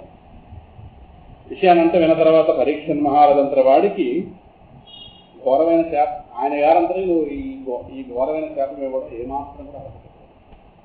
పరీక్షిత్ అంతటి ఘోరమైన శాపానికి అర్హుడు, పరీక్షిత్ మహారాజు అంతటి ఘోరమైన శాపానికి అర్హుడు కాదు, అంతగా చెప్పించవలసిన దోషం ఏం తెలియదయా అని మన పిల్లవాడు చేసినటువంటి పని ఏదైతుందో దాన్ని ఈ దగ్గర ఆమోదించలేదు అని వెంటనే అంటాడు. నువ్వు చాలా పాపం చేస్తూ మూర్ఖుడివి, బాలకుడు కదా, ఇంకా మూర్ఖత్వం. ఆ రాజు చెప్పినటువంటి స్వల్పమైన అపరాధానికి ఇవాళ శిక్ష, తీవ్రమైన శిక్షను విధించడం అది ఏమాత్రం కూడా సమంజసం కాదు. నీ బుద్ధి ఇంకా పరిపక్వం కాలేదు. ఎందుకంటే రాజు భగవత్ స్వరూపం. ఎందుకంటే విష్ణు విభూతి లేకపోతే రాజపదవి పొందలేరు. నా అవిష్ణు పృథివీపతి, భగవదంశ లేనివాడు ప్రభు కాజాలడు. వాడు ప్రభు అయ్యాడుగా. మహావిష్ణువు కూడా ఉన్నాడు, ఆయన చిన్నప్పటి నుంచి రక్షించుకు వస్తున్నాడుగా. విన్నాగా పరిస్థితి వైభవం గురించి. అటువంటి మహారాజును సామాన్య మానవుడిగా భావించి చాలా తప్పు చేశారు. ఎందుకంటే మహారాజు యొక్క అసాధారణమైన ప్రతిభ ఏదైతే ఉందో ఆ అసాధారణ శౌర్య పరాక్రమాలు ప్రజలు రక్షింపబడుతుంటారు. రాజు సరైన వాళ్ళు లేకపోతే చోరులు దిగి వెళ్ళిపోతారు, అయిపోయింది. సరేనా? ఎందుకంటే భగవంతుడే కనుక తన అంశతో రాజుగా అవతరించకపోతే ప్రజల్ని రక్షించేవాడు ఎవడు ఉన్నాడు? చోరులు కాస్త మితిమీరిపోతారు. ఆ కారణంలో లోకం రక్షణ లేకుండా పోతుంది. క్షణంలో గొర్రెల గుంపులు కాస్త తోడేళ్లు పాలైపోయినట్టుగా ప్రజలందరూ కూడా ఇబ్బందులు పడతారయ్యా. రాజు నష్టమైతే అరాజకం అయిపోతుంది. అరాజక శక్తులు ప్రజలే అంటుంటాం. అందువల్ల చోరులందరూ ప్రజల సంపదను దోచుకోవడం ఇవన్నీ జరుగుతాయి. అయితే ఒకటి తర్వాత జరగబోయేది వేరే సంగతి. ఆ పాపంతో మన సంబంధం ఉన్నా లేకపోయినా నీ శాపం వల్ల మనకు కూడా ఆ పాపంలో పడవచ్చు. పరీక్షిత లేకుండా పోయిన కారణం చేసిన తర్వాత ఏమేమి జరుగుతాయో ఆ పాపాలన్నిటికీ మనకి వాటం. నువ్వు చేసినటువంటి ఈ పని ఇదే ఆ పాపం మనకు అంటుకుంటుంది. రాజులైన రాజ్యాల్లో దోపిడి దొంగలు విజృంభిస్తారు. జనాలు ఇంకా పరస్పరం కొట్టుకోవడం, క్రమశిక్షణ పోతుంది, తిట్టుకోవడం, పశువులకి స్త్రీలకి ఇంకా రక్షణ ఉండదు. ఇంకా వర్ణాశ్రమ ధర్మాలు వైదికాచారాలన్నీ ఇంకా నష్టం అయిపోతాయి. ప్రజలు కామాపురులై కుక్కల్లాగా కోతుల్లాగా వ్యవహరిస్తారు. ఇంకా విశృంఖల లక్షణం ఏర్పడుతుంది సమాజంలో. ఈ వర్ణ సంకరం ఏర్పడి మర్యాదలన్నీ మంట కలిసిపోతాయి. లక్ష్మీ మహారాజు గొప్ప యశస్వి ధన్యాత్ముడు, అంతేకాదు సాక్షాత్తు పరమభాగవతోత్తముడు. అనేక అశ్వమేధయాగాలు చేసిన రాజర్షి ఆయన వల్లే కదా మనం ఈ రోజు ఇంత సుభిక్షంగా ఉన్నాం. ఈ రోజు మనం ఇక్కడ కూర్చుని ఈ విధంగా ఏదో ఒక ఋషి వాటికలో ఉండి ఒక ఋషిగా మనం జీవించగలుగుతున్నామంటే ఆయన గారి పరిపాలన వల్ల. ఇవాళ ఏదో కూర్చున్న కొమ్మనే కోసుకున్నట్టుగా మనం లక్షిస్తున్న వాడిని ఇవాళ చెప్పించామంటే అది కుర్రకారతనం. సరే, ఆయన ఏదో పాపం తీవ్రమైన ఆకలి దశకు లోనైన కారణం చేసి మన ఆశ్రమానికి వచ్చాడు. సమయానికి మనం ఎవరో ఉండుంటే ఆయన ఆదరిద్దాం. ఆయన ఆదరించలేకపోవడం మన దురదృష్టం. ఒక రాజు మన ఆశ్రమానికి వచ్చి మనం ఆదరించాలి. ఆయన పరిపాలన మనం ఉన్నాం కనుక అతడు ఏ విధంగా కూడా శాపానికి అరుడు కాదు. ఆయనకి ఇది దాన్ని ఏమంటారు, ఆయన్ని మనం ఆదరించలేకపోయాం. మన దురదృష్టాన్ని మనం ఏమవుతుంది పోయి తెలిసి చెప్పించడం ఏంటి నువ్వు, కానీ నువ్వు బుద్ధి పరిపక్వం కానీ బాలుడు నువ్వు. సరేనా? అందువల్ల అక్కడ భగవంతుడు చెప్పినట్ట బుద్ధి పరిపక్వం కాని చేత ఈ బాలుడు పాపరించుడు, ఉంటేలా చేయుడు. పరమాత్మ క్షమింపజేసి కొడుకు కదా. ఎందుకంటే నిత్యము తనను రక్షించే వాళ్ళ ఏడలు పాపం చేశాడు. ఓ సర్వాత్మకమైన భగవంతుడా వీళ్ళు రక్షించు. ఓహో సర్వాత్మ క్షంతుమర్హతి అపాపేషు ప్రభృత్యేషు బాలేన అపక్వబుద్ధిన పాపం కృతం తద్భగవాన్ సర్వాత్మ క్షంతుమర్హతి. ఓ సర్వాత్ముడా నువ్వు ఈ పిల్లవాడి యొక్క ఈ దుశ్చేష్ట ఏదైతే ఉందో బుద్ధి లేదు పాపం. ఈ బుద్ధి పరిపక్వం కాని కారణం చేస్తే పిల్లవాడు అలా చేశాడు. ముందు వీడిని క్షమించుకోవచ్చు, తర్వాత ఆలోచిస్తాం. ఎందుకంటే మనం భగవద్భక్తులు అయి ఉండి ఇతర భక్తుల ఎట్లు ఎప్పుడు కూడా కీడు తలపెట్టడం సమంజసం కాదు. అనుభాగవతోత్తం నువ్వు భక్తులవే కదా. ఒక భక్తులు మరో భక్తులు హాని కలిగించుకుంటే భక్తులు కానివాడు విషయంలో ఎలా ఉంటాడు లోకంలో. ఇద్దరు భక్తుల మధ్య సత్యతలేదు. భక్తుల మధ్య ఉన్నది భగవత్ సంబంధం. వాళ్లే సత్యంగా ఉండకపోతే లోకాన్ని మనం ఏ ఆదర్శం నేర్పగలం? వాళ్ళు మనం తిరస్కరించినా, మోసగించినా, శపించినా, ఆక్షేపించినా, దెబ్బతీసినా భగవద్భక్తులు ఎప్పుడు ప్రతీకారానికి వెళ్ళకూడదు. అన్ని ఓర్చుకోవాలి. ఎందుకంటే మనం దుంపలు జలాలు తింటూ సత్వగుణం పెంచుకునే ప్రయత్నంలో మనం ఉన్నాం. నువ్వు రజోగుణ ప్రయత్నం పనిచేస్తే ఎలా కుదురుతుంది అది? అదంటే నువ్వు రజోగుణంతో ఉంటాడు. ఆయన తినే ఆహారం, ఆయన చేసే పని వల్ల నువ్వు మనం సత్వగుణం పోషించుకుంటున్నమాట. వాళ్ళు చేసినా మనం భరించాలి. తిరిగి నువ్వే వాళ్ళ మీద ఆ విధంగా క్షేపించడాలు ఇవన్నీ చేస్తే మనం సత్వగుణం పెంచుకుంటున్నామా, రజోగుణం పెంచుకుంటున్నామా ఈ ఆశ్రమ జీవితాల్లో? కొంచెం చెప్పు నువ్వు ఆలోచించు. మనం కూడా భగవద్భక్తులమే కదా, అలా చేయొచ్చు తప్పుగా. కానీ మొత్తం మీద చాలా పశ్చాత్తప్తుడయ్యాడు ధనిక మహర్షి తన కుర్రవాడు చేసిన మహాపచారానికి. ఆ పరీక్ష మహారాజు చేసిన అవమానాన్ని ఏమాత్రం మనసులో పెట్టుకోలేదు. అదేది గొప్పతనం. దాన్ని ఒకంత కూడా ఆలోచించేది. రాముళ్లాగా అవతలవాడు చేసినవి 100 అపకారాలైనా మనసులో పెట్టుకోవట, ఉపకారాలైనా సరే కోటి మార్కులు తెలుస్తాడు అన్నట్టుగా వాల్మీకి చెప్పినట్టుగా. అయ్యో ఆయనకి మనం ఆదరణ ఇవ్వలేకపోయాడు, బాధపడుతున్నాడు.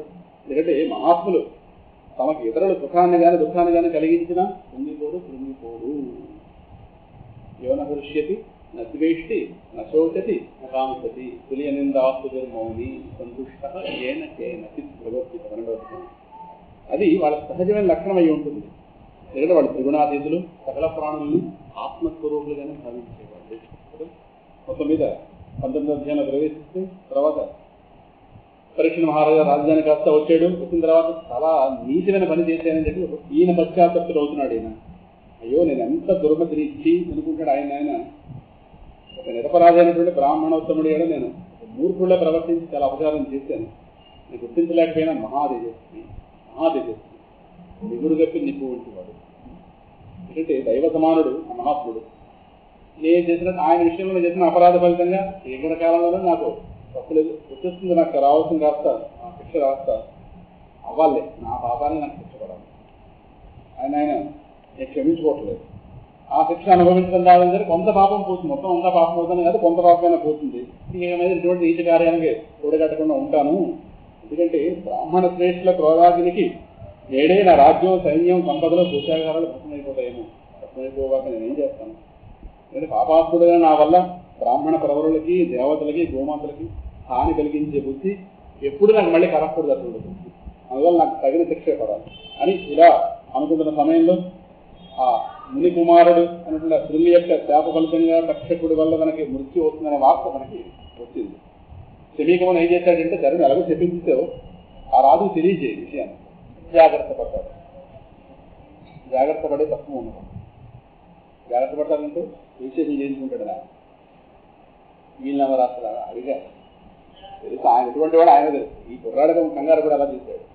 మొత్తం మీద ఆ శృంగి ద్వారా పరీక్ష మహారాజు గారు ఇవ్వబడిన శాపం గురించి ఈ సమాచారాన్ని గౌరముఖుడు అనేటటువంటి ఒక శిష్యుడు ద్వారా వాస్తవించారు. గౌరముఖుడు మరొక శిష్యుడు. మొత్తం మీద ఆయన కాస్త సమాచారం అందింది. ఇదంతా కూడా నా మంచిగా ఒక నిర్ణయాన్ని వచ్చి పెడుతుంది. ఎందుకంటే పెద్ద కాలం నుండి ఎప్పటి నుంచో విషయ సుఖాల్లో ఆసక్తులై ఉన్నాను కదా, అటువంటి నాకు తక్షకుడి యొక్క విషాగ్ని వల్ల శీఘ్రంగా భయం ప్రాప్తించుటకే అది వైరాగ్యాన్ని హేతువగునని ఆయన తలపోసాడు. అది అదే ఎందుకు చూపించాడంటే ఇంత పాజిటివ్ ఆలోచించాడు. వీడు ఎలా విషయాల్లో ముందుకు తెలుస్తున్నాడుగా రాజపదవిలో ఉండి, ఈయన గారు వైరాగ్యం ఎలా వస్తుంది? వైరాగ్యం రావాలంటే బాగా భయపెట్టేటటువంటి ఒకటి చేయాలి. తక్షకుడు అనేది మామూలు భావం కాదు. తక్షకుడు అంటే అదొక జాతి నాగు, అది దేవతాంశ సంభూతమైనటువంటి నాగులు అవన్నీ. తక్షకుడు పేరు చెప్తానే కొంతమంది మనకు తెలియజేయనే విషయం. సరే ఇప్పుడు తక్షకులు ప్రజలను 3 మంది ఉన్నారు. ఆ తక్షకులు అన్న వాళ్ళు ఇద్దరు కుదరవాడు, మన ప్రజలే తక్షకులు వాడు. ఆ వ్యంగ్యం మనకి అందరూ మన మధ్య ఉన్నాం. అందువల్ల తక్షకుడు అనగానే తనకు అవగాహన ఉంది కనుక, 6 రోజులు టైం ఉంది కనుక, అంటే ఈ పిల్లవాడు అందుకు శాపం ఇచ్చాడని ఆయన గారు వైరాగ్యం రావాలంటే తీవ్రమైన భయం కలిగించే ఒక పని చేయాలి. అప్పుడు మొత్తం మీద ఈ విషయ సుఖాలన్నీ పక్కన పెట్టి ఒక వైరాగ్య వ్రతం చూపుతాడు. కాబట్టి నా మంచి కోసం అయిపోయింది. నా జీవితం కూడా చివరికి వెళ్తుందిగా. మా పెద్దవాళ్ళందరూ ఎలాగో విడిపోయారు, నేను వెళ్ళొద్దా? వాళ్ళందరూ కూడా మోక్ష ప్రాప్తి పొందారు. నేను ఇలా విషయ సుఖాలు కూడా ఎందుకని ఉంటాను? ఈ మహారాజు ఎప్పటిండో ఏపరలోక భోగాలు తుచ్చాలు త్యాజ్యములు అని భావిస్తున్నాడు. ఇప్పుడు వాటిని యథార్థంగానే పరిత్యజించి మనస్సుని ఆ కృష్ణ పరమాత్మ యొక్క పాదాలయంలో నిలిపి పవిత్ర గంగానది తీరానికి, అంటే ఈ రాజు ఎప్పటి నుంచో అందులో ఉంది ఈ ఏపరలోక భోగాలు తుచ్చములు త్యాజ్యములు, ఎలావి ఈ శాపం కాస్త అవుతుంది. అందువల్ల ఇంకా వెంటనే ఒక నిర్ణయానికి వచ్చి మనసు మొత్తాన్ని పరమాత్మ యొక్క పాదాల విందములు నిలిపి పవిత్ర గంగానది తీరంలోకి వచ్చేసాడు. ఆయన ఆమరణ నిరాహార వ్రతము ప్రాయోపవేశం అంటారు. ఆమరణ నిరాహార వ్రతం ఇది ఎలాగో 4 రోజులను తేలిపోయింది కనుక ఈ 4 రోజులు కూడా ఉపవాసం. అనశన వ్రతం దీక్షకు సిద్ధమయ్యాడు. మొత్తం మీద ఆ గంగానది జలం పరమాత్మ యొక్క విభూతితో కూడినటువంటిది కనుక ఆ ఒడ్డున కూర్చుని మహానుభావుడు అక్కడ ఈ అనశన వ్రతము, అశనం అంటే తినడం, అనశనం అంటే ఏం తినకుండా ఉండడం అనేటటువంటి వ్రతానికి పూనుకుని అక్కడ కూర్చున్నాడు. మొత్తం మీద గంగానది తీరం. గంగానదికి త్రిమూర్తులతోనే సంబంధం. అంత పవిత్ర నదీ తీరం వద్ద మహానుభావుడు సర్పచాప వరుచుకుని ఉపయోగపడి మొత్తం మీద ఈ విధంగా పరీక్ష మహారాజు గారు గంగానది తీరంలో ఈ విధంగా దీక్షకు సంకల్పించుకుని దేహానికి సంబంధించిన అన్ని ఆసక్తులు విడిచిపెట్టాడు అన్నటువంటి విషయం ఏదైతే ఉందో ఆ విషయం అక్కడ మొత్తం అంతా వ్యాపించింది. దాంతో మహాత్ములందరూ కూడా వాళ్ళ ఇక్కడ అద్భుత కార్యం జరగబోతుంది కొద్దిసేపట్లో వాళ్ళందరూ తెలుసు. అందువల్ల వాళ్ళ శిష్యులతో కూడా వాళ్ళందరూ వచ్చేసారు. వాళ్ళందరూ కూడా తీర్థయాత్రలు సేవించే అలవాటు ఉన్నవాళ్ళు మహర్షులందరూ కూడా ఇవాళ తీర్థస్వరూపుడు పరీక్షిస్తు అందరూ పక్కన గంగ ఇంకేం కావాలి? కొంతసేపట్లో మహాతీర్థస్వరూపుడు వస్తాడు ఇక్కడికి. అద్భుతమైనటువంటి ఘట్టం ఆవిష్కరణ కాబోతుందని వాళ్ళందరూ తెలుసు కనుక అక్కడికి అత్రి, వశిష్ఠుడు, యవనుడు, శరద్వంతుడు, అరిష్టనేమి, భృగువు, అంగిరసుడు, పరాశరుడు, విశ్వామిత్రుడు, పరశురాముడు, ఉతథ్యుడు, ఇంద్రప్రమదుడు, విధుమవాహుడు, మేధాతిథి, దేవలుడు, అశ్విషేణుడు, భారద్వాజుడు, గౌతముడు, పిప్పలాదుడు, మైత్రేయుడు, ఔరవుడు, కవటుడు, అగస్త్యుడు, వ్యాస భగవానుడు, నారదుడు, ఇంకా దేవర్షులు, బ్రహ్మర్షులు, అలాగే అరుణాది రాజర్షులు, ఇటువంటి వాళ్ళందరూ కూడా అక్కడికి ఇచ్చేశారు. మొత్తం మీద వాళ్ళందరినీ కూడా, ఆ ఋషులందరినీ కూడా వాళ్ళ పరివారాన్ని పరీక్ష మహారాజు వాళ్ళందరినీ కూడా నిశ్చితంగా పూజించి శిరస ప్రణమిల్లి వాళ్ళందరూ కూడా సుఖాసురులై ఉన్నారు అక్కడ. అప్పుడు వాళ్ళందరూ కూడా నిలబడి అద్భుతమైన ప్రశ్నలు నిలిచారు. ఎలాగైతే 6 ప్రశ్నలకు సమాధానంగా విష్ణు సహస్రనామం వచ్చిందో, లేదా విష్ణు సహస్ర ఈ 1000 నామాల ఈ స్తోత్రానికి 6 ప్రశ్నలు ఆధారంగా ఉన్నాయో ధర్మరాజు గారు, అలాగే ఈ భాగవతానికి 2 ప్రశ్నలు. ఆ 2 ప్రశ్నలు అడుగుతున్నాడు. వీళ్ళు ఎదురుకుండా నిలబడి వాళ్ళందరూ నమస్కారం పెట్టి, నిర్మల మనస్కుడే, ప్రాణం పోతున్న భయం లేదు, ప్రాణం పోతున్న భయం లేదు, ప్రాణం భగవంతుడు కలవదేమో అన్నది. ప్రాణం పోతున్న భయం లేదు, ప్రాణం అందరికీ పోతుంది, ఎప్పుడప్పుడు పోతుంది. ఈ పోయే ప్రాణం ఎటో పోవడం లేకుండా పరమాత్మలోకి చేరాలి. పరమాత్మలోకి చేరిన ప్రాణం మళ్ళీ వెనక్కి అటు ఇటు పోతే తిరుగుతుంది. అందువల్ల ఈ ఉన్న వారం రోజుల్లో నాకు ఆ స్థితి ఎవరు కలిగిస్తారు? నిర్మల మనస్సులో మెదులుతున్న ఆకాంక్ష ఏమిటో వాళ్ళకి మహానుభావుడు అక్కడ చెప్తున్నాడు. పరీక్ష అహో వయం ధన్యతమా నృపాణం మహత్తమానుగ్రహణీయశీలా రాజ్యాం కులం బ్రాహ్మణ పాద శౌచాత్ దూరాత్ ఉత్కృష్టం బత గర్హ్య కర్మ. నేను చాలా ధన్యుడి మహాత్ములందరిలో, మహారాజులందరిలో కూడా. ఎందుకంటే మీ వంటి మహాపురుషుల సేవ చేయడం వల్ల, ఇట్టి కౌశల్య ప్రభావం వల్ల మీ వంటి సత్పురుషుల కృపకి పాత్రుడయ్యాను. గతంలో చాలా మంది మహాపురుషులను సేవించుకుని భాగ్యం కలిగింది, కొంత సత్వభావం కలిగింది. ఆ అనుగ్రహం కారణంగా మీ అందరూ ఈరోజు నాకు దర్శనం ఇవ్వడానికి ఈ విధంగా వచ్చారు. నేను తరచుగా నిందీయమైనటువంటి కార్యాలని నిందీయమైన కార్యం చేశాను. ఎందుకంటే తరచూ నిందీయమైన కార్యాలు చేసేటటువంటి రాజులు బ్రాహ్మణోత్తముల పాదసేవకు దూరం అయిపోతారు. ఇవాళ నాకు ఎంతమంది మీరు దర్శనం ఇచ్చారంటే, ఇప్పటిదాకా నా క్యారెక్టర్ బాగుంది, మీ రాకే నా యొక్క క్యారెక్టర్కి కాండక్ట్. నేను రాజు ఉన్న కారణం చేత నిరంతరం ఈ ఇళ్ళు వాకిళ్ళు దేహం ఆసక్తి ఉన్నాయి, పాపకార్యాలకు పాల్పడ్డాను. అందువల్ల భగవంతుడే స్వయంగా బ్రాహ్మణ రూపంలో వచ్చి నాకు శాప రూపంలో అక్కడ బాలపడేం కనిపించట్లేదు, చెప్పించేవాడు ఎవరు నాకు అనవసరం. భగవంతుడే నాకు ఈ విధమైనటువంటి కృప అని చెప్తున్నాడు. ఆయన శాపం ఎంత పాజిటివ్గా ఆలోచిస్తున్నారు. మీకు మహర్షి కానీ ఇక్కడ ఈయన కానీ ఎంత అందంగా ఆలోచనలో, అందం దేహానికే కాదు ఆలోచన ఉంటే అందం, ఆలోచనలు అందంగా ఉన్నాడు పరమాత్మ చూసుకుంటాడు. అందువల్ల భగవంతుడే స్వయంగా బ్రాహ్మణ శాఖ రూపంలో నాకు కృప చూపించాడయా, అది నా వైరాగ్యానికి కారణమైంది. అందుకే మొత్తం అంతా కూడా విడిచిపెట్టేసి ఇక్కడికి వచ్చి ఇలా కూర్చున్నాను. ఎందుకంటే సాధారణంగా సంసారాసక్తులైన పురుషుడు ఈ విధమైన శాపాన్ని భయపడి విరక్తుడగుట అసంభవం కదా. అంటే ప్రాణం పూర్తిమని భయం వేస్తుంది ఇందాక చెప్పినట్టుగా, కానీ ప్రాణం భగవంతుడిలో విడుతుందా లేదా అన్న భయం మాత్రం నాకు కలిగింది. కారణం పరమాత్మ అయితే రక్షించకూడదు వచ్చాను కదా. ప్రాణం పోతున్నాను కానీ ఎలాగో దేహం మీద భయం కొద్దీ విరక్తి ఏర్పడుతుంది. ఏదో ఏదో ఏదో ఏదో ఏదో ఇది అప్పటిదాకా డబ్బు దాస్తాం. ఎవరిలోనూ 20 ఖర్చు అవుతుందంటే 20 కాదు, రాత్రిగా 40 తీసుకోండి. దీనే బదులు 40 ఖర్చు పెట్టినా నెలగానే ఎక్కువ ఉంటుంది. నెలకు ఆ తర్వాత ఇంకో డాక్టర్ చూసుకుంటాం. నీకు 40 బదిలించిన వచ్చుగా ఇంకో 40 బదిలించిన ఇంకో డాక్టర్ చూసుకుంటాం. క్యాలిఫోర్నియా అయిపోయి 40 అప్పటిదాకా 40 జాగ్రత్త దాస్తాం. అప్పుడు బ్రతకాలి కనుక 40 బ్రతుకుతుంటే 40 పట్టుకుంటాం.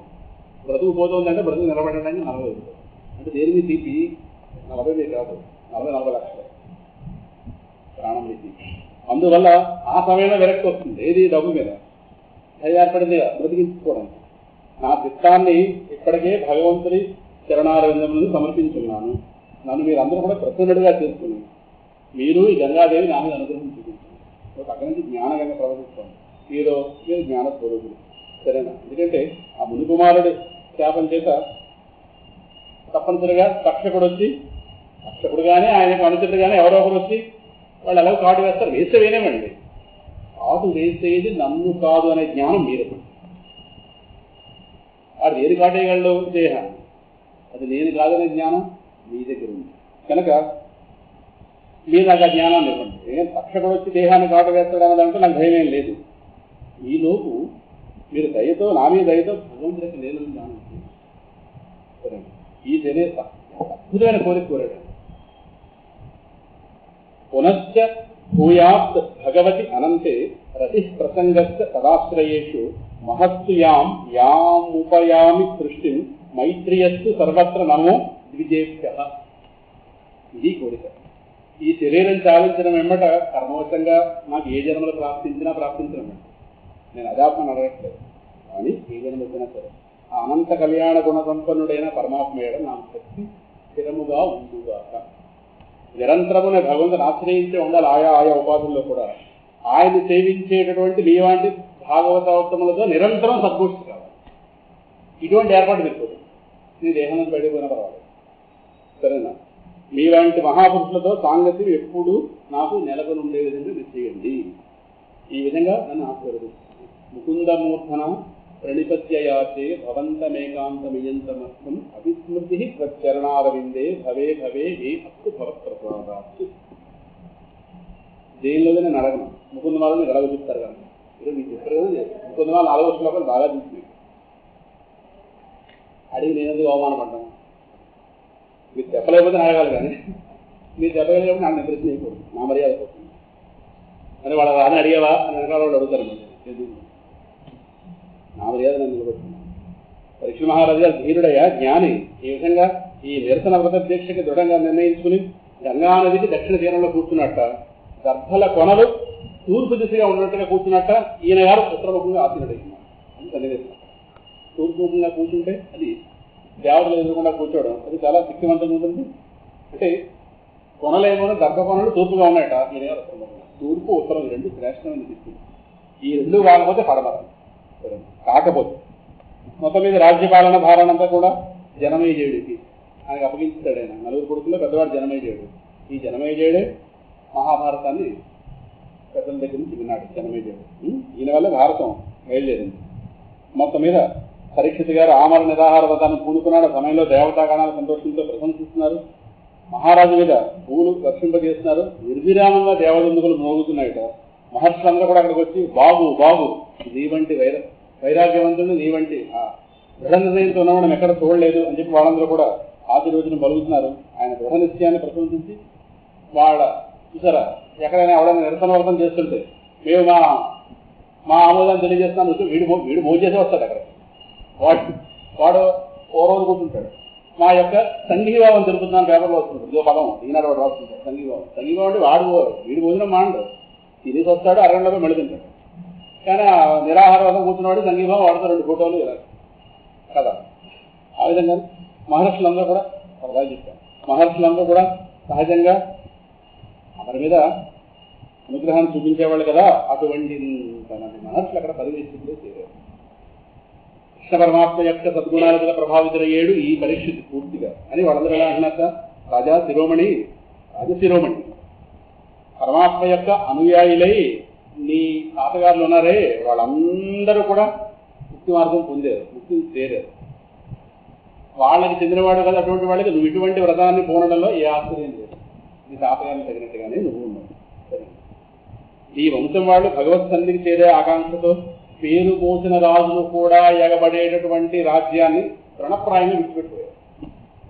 వాళ్ళకి రాజ్యం లెక్కే కాదు, వాళ్ళ పరమాత్మను పొందడం. సరేనా, సింహాసనాన్ని క్షణంలో విడిచిపెట్టిపోయాడు ధర్మరాజు గారు. ఎందుకంటే కదా అటువంటి వాళ్ళ తరఫున పుట్టిన వాళ్ళు సన్యాసం. సరేనా, మొత్తం మీద ఆ తర్వాత పరీక్ష మహారాజు గారు శరీరం మీద వ్యామోహం విడిచిపెట్టాడు అని వాళ్ళు అన్నారట. ఇగో నువ్వు ఈ శరీరాన్ని వీడి ఈ మాయాతీతము శోకరహితమైనటువంటి పరంధామాన్ని చేరేంత వరకు మేము ఎక్కడే ఉంటాము అన్నారు. చేరుస్తాం అనలేదు, చేరేదాకా ఉంటామన్నారు. వాళ్ళ పక్కన ఉన్నారు. మొత్తం మీద ఋషుల వాక్యాలు వజ్రంలో గంభీరంలో సత్యం అంటే వాళ్ళకి తెలుసు. ఒక మహాత్ముడు వస్తాడు, వీళ్ళకి బోధిస్తాడు. చేరేదాకా ఉంటామని అలా చెప్పారు. చేరుతాదని గ్యారంటీగా అంటే జరగబోయేది వాళ్ళకి తెలుసు. మేము చేరుస్తాం అనలేదు. ఆ పాత్రకు ఇంకో మహాత్ముడు వస్తాడు. దానికి ఒక ఆయన అర్హుడు అయ్యి ఉన్నాడు. అందువల్ల వీటిని జాగ్రత్త అర్థం చేసుకోవాలి మహాత్ములు మాట. మొత్తం మీద పరీక్ష మహారాజా యోగించులందరినీ కూడా కృతజ్ఞత ఆవిష్కరించి మొత్తం మీద పరమాత్మ యొక్క దివ్య చరిత్రను చెప్పమని తన కోరికను ప్రకటించి ఇలా అంటున్నాడు, అయ్యా మహాత్ములారా, మీరందరూ వివిధ ప్రదేశాలను ఇక్కడికి వచ్చారు. సత్యలోకంలో మూర్తీభవించినటువంటి వేదానికి మీ అందరూ కూడా ప్రశంసలు, మీరందరూ కూడా వేద స్వరూపాలు. సామాన్య జనులను అనుగ్రహించడం ఒకటే కాకుండా ఇహపరలోకాలైనటువంటి సమస్త ప్రాణుల్ని కూడా ఉద్ధరించడం మీకు సహజ స్వభావం. మీ నా మీద ఉన్నటువంటి పూర్తి విశ్వాసంతో ఒక్క మాట నేను అడిగిన సమాధానం దయతో అనుగ్రహించి నా కర్తవ్యానికి సంబంధించినటువంటి ఒక ముఖ్య విషయాన్ని అడుగుతున్నాను. మీరు మహావిద్వాంసులు, మీరందరూ కూడా మీలో మీరు పరస్పరం చర్చించుకోండి. నా కర్తవ్యం, ఆ మాట వాడాడు, నా కర్తవ్యం ఈ సమయంలో నా కర్తవ్యం. కర్తవ్యం అంటే చేసి తీరవలసింది. అదేమిటో నాకు చెప్పండి. ఎందుకంటే అక్కడ శ్లోకం అది, సకల మానవులు కూడా అన్ని పరిస్థితుల్లోని సకల మానవులు అంటే మామూలు దశల్లో, సకల మానవులు అన్ని పరిస్థితుల్లో ముఖ్యంగా మృత్యు దశకి చేరిన వాడు ఎవడైతే ఉన్నాడు అంటే ఇంకా సమీప భవిష్యత్తులో ఇంకా మృత్యు రాగబోతుంది అనేది ఎవరికైతే తెలుస్తుంది.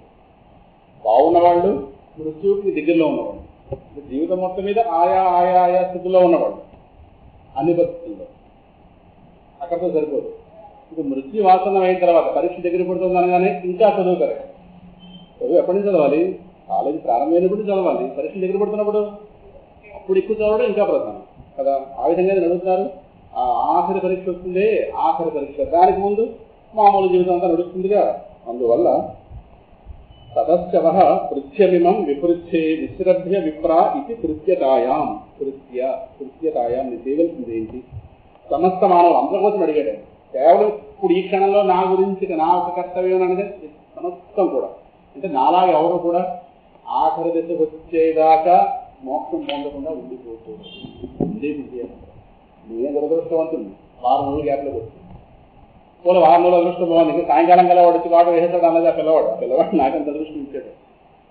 ఆ వార్త వచ్చేసరికి ఆ వార్త వచ్చిన ఆ వార్త వచ్చేరావుపోయి తక్షణుడు కుట్టేస్తే పోయిందిగా. 6 నెలలు గ్యాప్ ఇచ్చేయడం లేదా? ఆ వారం మన అదృష్టం, మనందరూ అందువల్ల నాలాంటి దుస్థితి ఎవరికి రాకూడదు. సమస్త మానవులు జీవిస్తున్న దాని భాగంలోనే మోక్షం పొందేయాలి అందరూ. ఒకవేళ ఎవరైనా పెయిల్డ్ క్యాండిడేట్ ఉంటే, పెయిల్డ్ క్యాండిడేట్ అంటే భగవంతుడు పొందకుండా వెళ్ళిపోవడం కాదు, మృత్యు సమీపిస్తున్న వేళకి ఇంకా భగవంతుడు పొందకుండా వెళ్ళిపోయాడు వాడు పెయిల్డ్ క్యాండిడేట్. మన దృష్టిలో పెయిల్డ్ క్యాండిడేట్ ఎవడు? పొందకుండా దేహం విడిచిపెట్టిపోయాడు. ఈయన దృష్టిలోనూ ఇంకా మృత్యు చాలా దూరంలో ఉంది. భగవాన్ రమణులు 17 పొందించారు. 71లో మృత్యు మీద 54 ఏళ్ళు ఆ బ్రహ్మానందంలో దేహంతో బ్రహ్మానందంలో వల్ల ఆడారా లేదా? అలా జీవితం మధ్యలోనే పొందేయాలి అందరూ. 20-30 పొందేయాలి. నాలాంటి దృష్టి ఎవరికి రాకూడదు. చివరిలాగా వచ్చే విధంగా అలా ఉండకూడదు. అందువల్ల అందరి కోసం అడిగాడు మహానుభావుడు. సమస్త మానవులు అన్ని పరిస్థితుల్లోనే కాదు కూడదంటే ముఖ్యంగా మృత్యు దశకు సమీపించిన వాళ్ళు ఎవరైతే ఉన్నారు అంటే వాళ్ళకి ఇంకా మృత్యు ఆసన్నం అవుతోంది. అనారోగ్యం పట్టు, దీని పట్టు, జాతకం పట్టు మనం తెలుసుకో. మా ప్రధాని ఉండేవారు, జాతకాలు బాగా చెప్పేవారు. మరి ఆయన తీసుకోరా? కొత్తగా తీసుకోరు. ఇది దాడితే ఉండదని కొత్త తెలుస్తుంది చెప్పేవారు ఆయన అప్పు చెప్పారు. ఇది దాడితే ఉండదు. ముందు ఆవిడ వెళ్ళిపోతుంది, తర్వాత ఏడాది రోజులు నేను వెళ్ళిపోతాను. అదే వరుసలో వెళ్ళిపోతాను. ఆవిడ సంవత్సరకానికి ఇంకో 6 రోజులు ఉంది వెళ్ళిపోతాను. ఆ మాట ఆయన 5 ఏళ్ళ బట్టి ముందు బాగా వచ్చింది జాతకాలతో అంత కృష్ణాత్మ మహానుభావుడు. అందువల్ల ఆ మృత్యు ఆసన్నం అవుతోంది తెలిసిన వాళ్ళు, మృత్యు సమీపంలో ఉన్న వాళ్ళు ఎవరైతే ఉన్నారో వాళ్ళ శరీర అంతఃకరణ శుద్ధి కోసం చేయలేనటువంటి కార్యం ఏంటి అంటే ఇక్కడ పరీక్ష మహారాజు గారు 2 ప్రశ్నలు వేశాడు. మానవుడు సదా సర్వదా ఏం చేయాలి? నెంబర్ 1. రెండోది, ఇంకో కొద్ది సమయంలో మరణం రాబోతోంది అన్న సమయంలో ఆ మరణించబోయేవాడైతే కర్తవ్యం ఏంటి? ఈ 2 ప్రశ్నలు అడిగాడు. సమాధానం ఏం కాదు. ఇదే ప్రశ్న మళ్ళీ బ్రహ్మహర్షిని అడుగుతాడు తర్వాత మొత్తం మీద అని ఈ ప్రశ్న వేగానే అదే సమయంలో అడిగి తత్ర ఆగమత్ భగవాన్ వ్యాసపుత్రః యదృచ్ఛయా గామటమానః అనపేక్షః లక్ష్యలింగో నిజలాభదృష్టో వృతశ్చ పాలైరవభూతవేషః. 16 ఏళ్ల వయసు ఉన్నటువంటి ఆ సమయంలో అదే సమయంలో భగవత్ ప్రేరణ చేత కృష్ణ పరమాత్మ ప్రేరణ చేత వ్యాస మహర్షి యొక్క కుమారుడు అనేటువంటి సుఖయోగి ఈ భూతలం మీద, ఏ భూతలం మీద ఎందుకన్నారు? ఆయన ఎక్కడైనా విహరించాలి, ఏ లోకాలైనా విహరించగల మహానుభావుడు. లేదు ఇక్కడ భూతలము అంటే ఇప్పుడు హిమాచల ప్రాంతాల్లో ఉండడానికి ఇష్టపడే మహానుభావుడు ఆ పర్వతం నుంచి కింద అడుగుపెట్టడం లేదా? ఈ భూతలం మీద సంచరిస్తూ పరీక్ష మహారాజు గారు విచ్చేసాడైనా ఆయనకి వర్ణాశ్రమాది బాహ్య చిహ్నాలు ఏవి లేవు. అంటే బ్రాహ్మణుడు అనగానే యజ్ఞోపవితమనో, లేదు ఫలానా ఆశ్రమం అంటే ఫలానా డ్రస్సనో సన్యాసమనో, ఏది 4 ఆశ్రమాలకు అతీతులు భగవాన్ రమణ. ఆత్మానుభూతి అందే నిత్యతృప్తో నిరాశ్రయ, ఆత్మన్యేవాత్మనా తుష్ట. భగవద్గీత ఆ లక్షణాలన్నీ మహాత్ముడు అవధూత వేషం కలిగి దిగంబరంగా ఉన్నాడు మహానుభావుడు. ఆయనని సరే దేహాత్మపరాంతం ఉన్నటువంటి అజ్ఞానులు ఉంటారు కదా, వాళ్ళందరూ కూడా కుర్రాళ్ళు యువతులు వీళ్ళందరూ కూడా పరిహరిస్తున్నారు పిల్లవాడిని చూసి. 16 ఏళ్ల కుర్రాడిని చూసి, 16 ఏళ్ల వయసులో ఉన్నాడు. మొత్తం మీద ఆయన పాదాలు, చేతువులు, ఊరువులు, బాహువులు, భుజాలు, చెక్కిళ్ళు సుకుమారంగా లోపల ఆత్మ కాంతి, ఆ కాంతి మొత్తం ఇంద్రియాల నుంచి బయటకి అలాగా పైకి వస్తుంది. కన్నులు విశాలంగా మనోహరంగా, లోపల ఏ అలజడి లేదు. ఉత్తమమైనటువంటి నాసిక, సమానమైన చెవులు ఉన్నాయట, అందమైన కనుబొమ్మలతో ఉందట. ఎలా ఉంటాడో కంఠం శంఖంలా ఉందట. దివ్య లక్షణాలు ఇవన్నీ. ఇంకా భుజస్కందులు కాస్త పరిపుష్టంగా ఉన్నాయట. విశాలమైన వక్షస్థలం ఉన్నతంగా ఉంది. నాభిస్థానం కూడా లోతుగా ఉందిట. 3 ముడతలతో ఉందిట. త్రిబళ్ళులతో కూడినటువంటి సుందరమైన ఉదరం. 3 ముడతలు కడుపు మీద 3 గీతల కింద ఉంటే అది ఒక గొప్ప లక్షణం. అది ముఖం మీద తెల్లారు పడుతున్న చుట్టులాగా చదువుతోంది. దూకోవాలనే స్పృహానికి ఏం లేదు. అజానుభావుడు దిగంబరుడై దేవతల్ని మించిన తేజస్సుతో వస్తున్నట్టు. శ్యామ వర్ణంతో మెసిమెసిలాడే వయస్సు, అందంగా ఉన్నటువంటి ఆ శరీర భాగాల శోభలు, మందహాసంతో ఉన్నాడు. మనోజ్ఞంగా మనసుని ఇట్టే దోచుకుంటున్నటువంటి స్వరూపం. ఆయన తీసి సరే దేహ ప్రాంతన యువతులు వాళ్ళ మోహాలు వాళ్ళు పొందుతారు ఆ మహానుభావుని చూసి. ఇంకా ఈ నిగూఢమైనటువంటి జ్ఞానం వర్తిస్తుంది. ఈయన లక్షణాలను చూసి మునులందరూ కూడా వాళ్ళ స్థానాల్లో లేచి నిలబడ్డారు. 16 ఏళ్ల వాళ్ళ ముందు 100 ఏళ్ళ వయసున్న వాళ్ళు లేచి నిలబడ్డారు. అది గొప్ప. నిలబడ్డారా లేదా ఆయనకు అనవసరం. నిలబడ్డాం, వేళ సంస్కారం వీళ్ళు ప్రదర్శించాం. గౌరవపూర్వకంగా లేచి నిలబడ్డారు.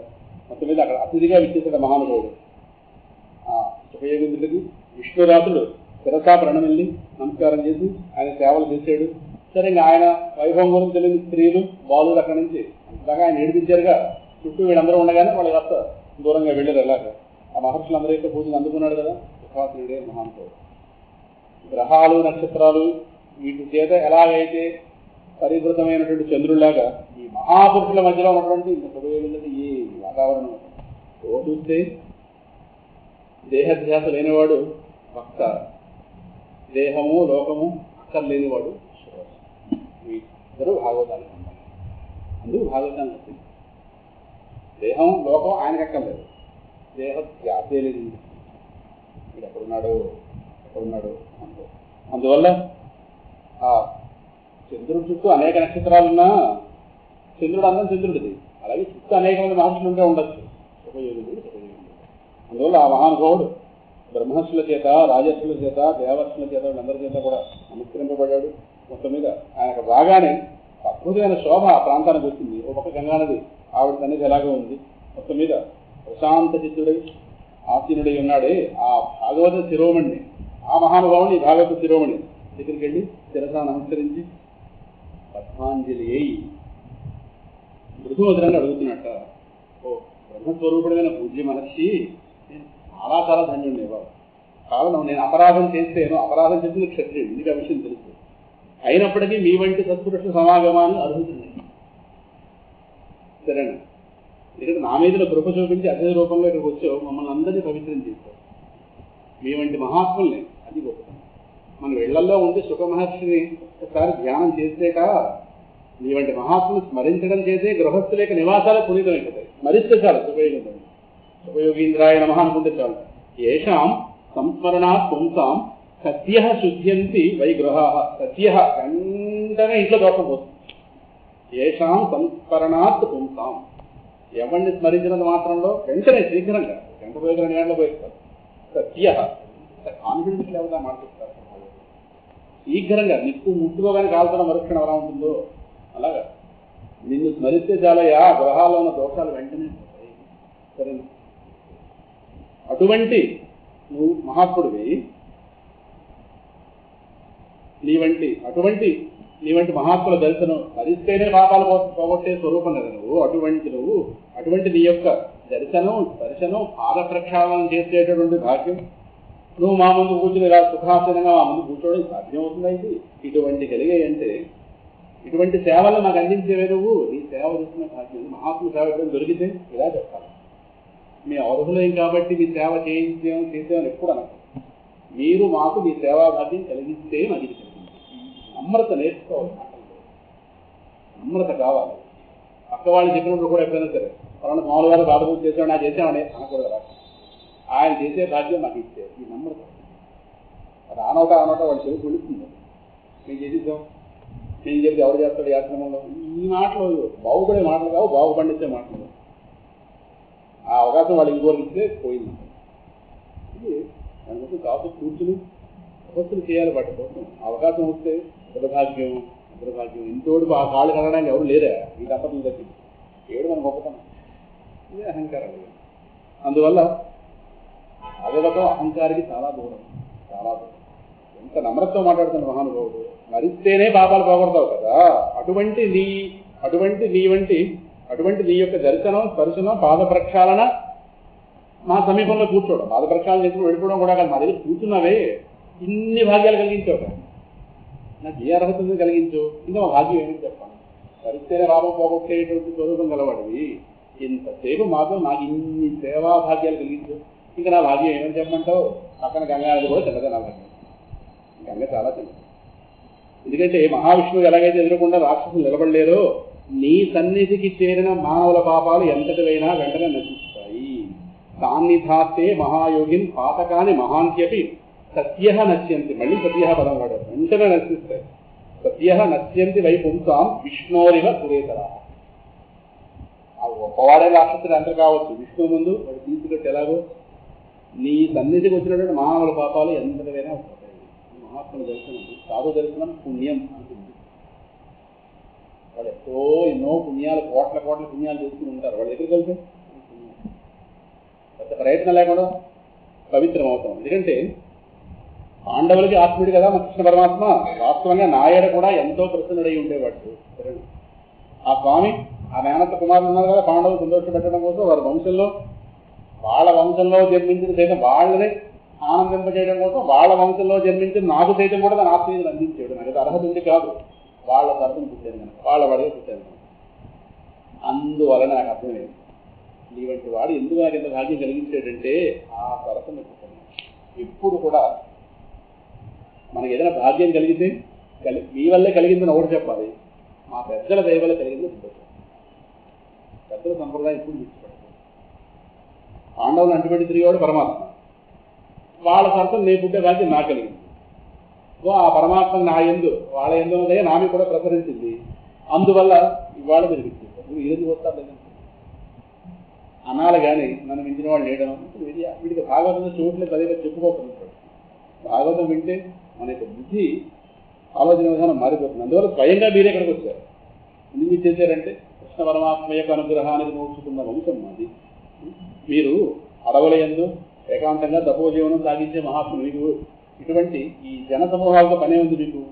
మేమా మీ దర్శనం ఈ సాంసారికులము, పైగా నేను సంసారంలో పడి ఉన్నవాడిని, పైగా మృత్యు సమీపించబోతున్నవాడిని.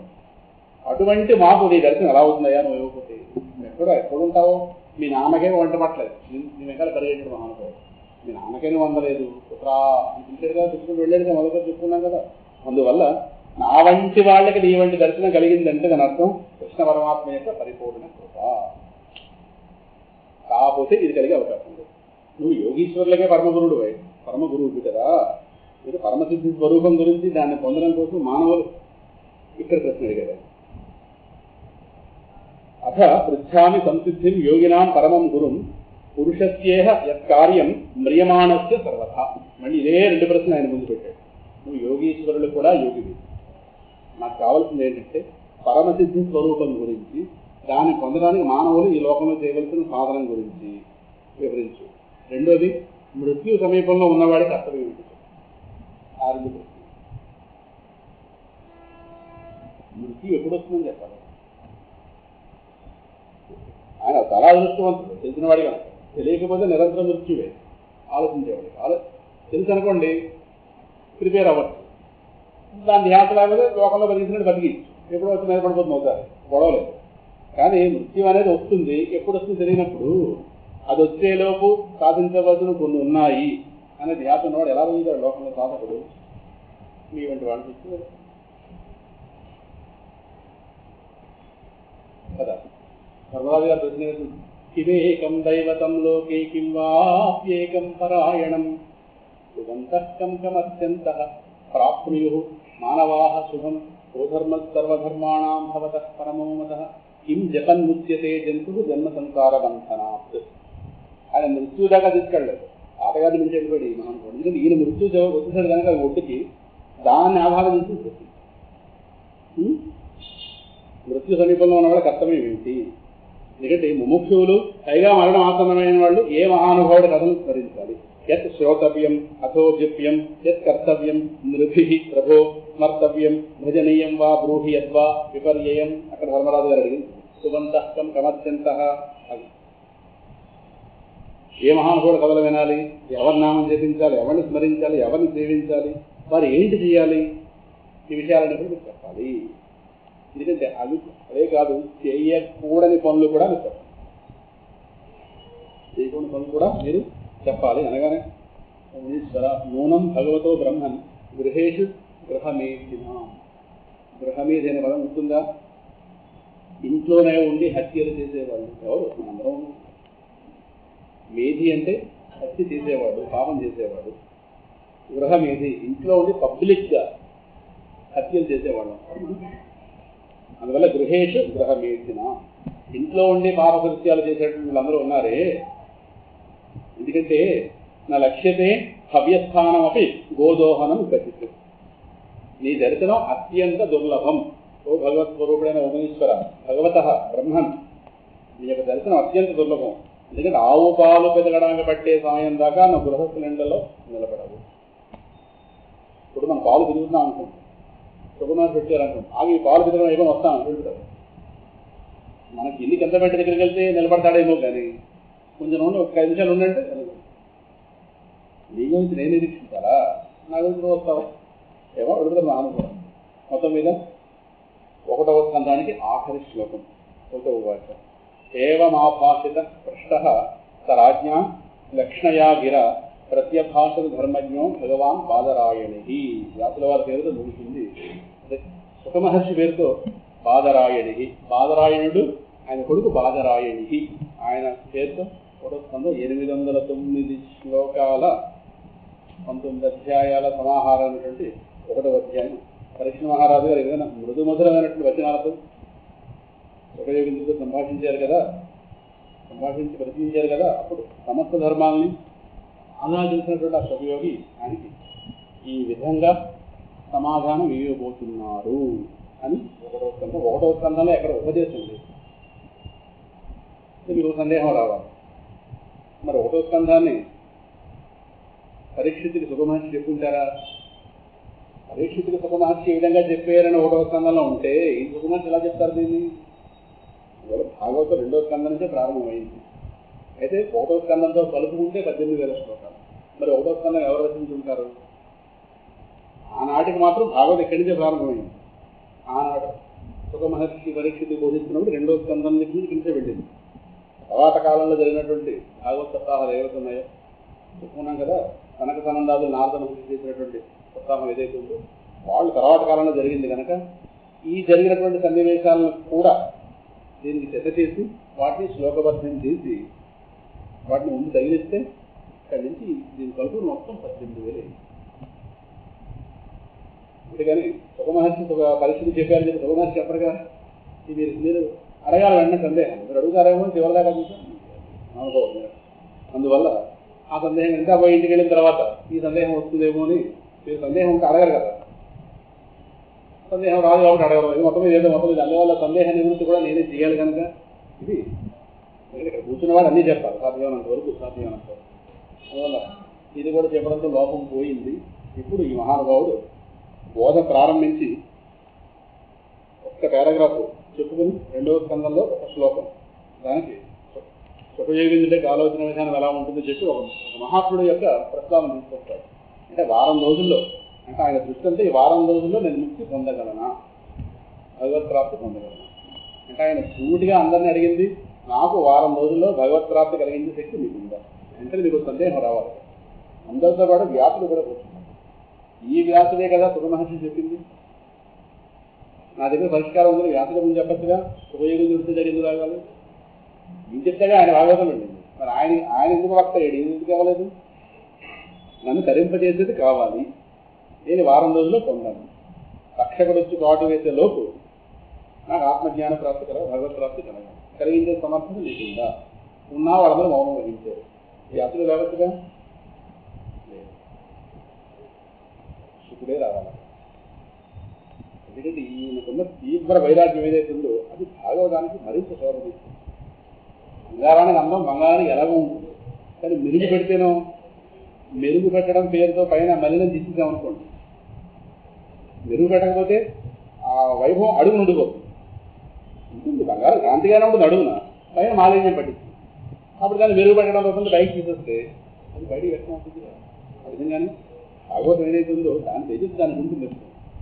కానీ ఒక పరమ విరాగవంతుడు, వ్యాసుడితో పోలిస్తే కొడుకు పరమవిరాగి మహావిరాగం ఉంది. ఆ మహావిరాగి వక్తగా చేరడంతో ఆయన శోభ కూడా దీనికి జతై భాగవతం. నేను భాగవతంలో చెప్పబడే ఏవైతే ఉపాఖ్యానాలు ఉన్నాయో వాళ్ళందరూ ఇందాక చెప్పినట్టుగా దేహము ప్రపంచము లెక్కలేదు. అసలు వాళ్ళకి ఏది లెక్కలేదు. ఇంత ప్రపంచం పాదాలవి పడినా పిల్లవాడి పేరు చెప్పలేదు. ఇంత ప్రపంచం ఇవాళ మీతో ఆనందం పొందుకోవాలిగా. ఇందాక ప్రహ్లాదుడితో ఫోన్లో మాట్లాడాను, మీకు అర్థమైంది. నేను అనలేదు అన్నమాట, ఆయన ప్రహ్లాదుడితో మాట్లాడాను. నేను ఆయన ఫోన్ చేశాను కదా, ఆవిడ లేదు ఇంట్లో, ఇవాళ ఆవిడ చేశారు. సంతోషంగా ఆస్వాదాలు ఇంకా కాదు. ప్రహ్లాదు కోసం అంత కార్యక్రమాలు చేస్తున్నారు. ఎందుకు దేవస్థానం వాళ్ళే డబ్బు పెట్టి ప్రహ్లాదుని ఎందుకు ఏర్పాటు చేయలేదు? వాళ్ళకి ఎందుకు లేదు ప్రహ్లాదుని మర్యాద? ఓలే ఎందుకు లేదు, మనకు వాళ్ళకి మర్యాద ఉంటే మనకు దాకా రాదు కదండి, మనకు వచ్చింది అవకాశం. అలా కాదు. ఈ విషయం ఒకటి చెప్పాను, 40 లక్షలు పెట్టి అక్కడ సూర్యనారాయణ స్వామి విగ్రహం పెట్టించబోతున్నారు గూర్చాలలో, సోలార్ ప్లాంట్ దగ్గర. అశోకరాజు గారు ప్రత్యేకంగా శ్రద్ధ పెట్టారు. 40 లక్షలు అవుతుందా, 12 అడుగులు సూర్యనారాయణ. దాని 40 లక్షలు డబ్బు ఎవరిది అన్నారు, దేవస్థానం గవర్నమెంట్. ఆయన గారు చెప్తే గవర్నమెంట్ ఇవ్వలేదు. మరి దీనికి ఎందుకు ఇవ్వలేదు నన్ను అడిగింది. ఏమో ఎందుకు ఇవ్వలేదు అంటే ఒక దాత ఉన్నారు, ఆ సమయానికి అలాగా స్వామి గారు ఎలా చెప్పడం, ఆ దాత వెంటనే ముందుకు రావడం అన్నీ అలాగా కాకతాళీయంగా జరిగిపోయింది. ఆవిడ ఫోన్ నెంబర్ నాకు పెట్టండి, నేను ఆవిడతో కూడా మాట్లాడతాను. ఆ రోజు నేను ఆవిడని చూడలేకపోయాను. అయినా ఆ రోజు నేను అక్కడికి వచ్చాను, మీకు ఎలా తెలుస్తున్నాను? మీరు వస్తారు నాకు తెలియదు, నేను సీటు కూడా తుంచుకోవడానికి వచ్చాను ఆలయానికి. నేను తుంచుకుంటుంటే గోడ మిమ్మల్ని చూసినటువంటి మా పరివారంలో ఒక ఆవిడ వెంటనే వచ్చి చెప్పడంతో వెంటనే చీపురు కాస్త అక్కడ పెట్టి మీరు రోజు పర్యటనకు వచ్చారు, వెళ్ళిపోయారేమో అని. ఈలోపు అక్కడికి వచ్చి ప్రసాదం పుచ్చుకుంటున్నారు. అక్కడికి ఎలా వచ్చామంటే ఆలయానికి వెళ్తుంటారా, స్వచ్ఛ భారత్ వెళ్తుంటారని అలా అలవాటు ఉంది. అక్కడ మీరు దొరికేది ఉంటుంది. ఆ ఉత్తరం కూడా నేను రాసిన ఉత్తరం ఆవిడకి అందింది, చదివింది, పుస్తకం కూడా చదువుతున్నాను. ఆవిడ కొంచెం భారీ శరీరం కదా, కాళ్ళు లోపల 2-3 బాగా నడిస్తే కాళ్ళు వాచిపోతుంటాయి. ఏ గోళ ఎక్కడికి వెళ్ళి ఎవరికి కలిసి ఏవో గోళ. వాళ్ళ ఇంట్లో పని వాళ్ళు ఉంటారుగా, ఆ పని వాళ్ళు మర్చిపోయి వాళ్ళు పెళ్ళిపోయారు. సేవకు 2 పెద్ద కుక్కలు ఉన్నాయి, మనిషి 2 కుక్కలు. వాడు పోషించే వాడిని తిప్పడే ఉంటాయి కదా, ఇవన్నీ కుక్కకి మనిషి కన్నా సేవ చేయాలి కదా. వాడిని చూసుకోవాల్సి వస్తుంది. మొత్తం మీద ఇలాగా ఈ పుస్తకం 2 పేజీలు అంతా చదివాను మీద అని ఆయన ఏదో చెప్తే ఏదో కార్యక్రమం తలపెడుతున్నారట. ఏంటి అదేనండి, ప్రహ్లాదుడు పట్టాభిషేకం చేయాలి. సినిమాలో అయితే నాకు కిరీటం పెట్టేశారు, వెంటనే చివరికి కిరీటం వస్తుంది. బరువుగా స్వామి ఇలా అనగానే కిరీటం వస్తుంది. ఇంక చివరికి 19 ఏళ్ళు అయిపోయింది. అప్పటికి ఇంకో రేళ్ళు పెంచుదామా అంటే సినిమా అప్పటికే లంచ్ అయిపోతుందని మొత్తం మీద ఇలా అనగానే వెంటనే లేదంటే కూర్చోబెట్టి ఇలాగా కిరీటం పెట్టేటువంటి చూపిద్దరు అనుకున్నారు సార్. కానీ పెరిగిపోతుంది మొత్తం మీద ఇలా అనగానే కిరీటం తల మీద వచ్చేయడం, వెంటనే బ్రహ్మాండ దేవతలు వెనకేసి పుష్ప జల్లు కురిపించడం అని పాటలో నివల్లో వస్తుంది. అలా చూపించారు.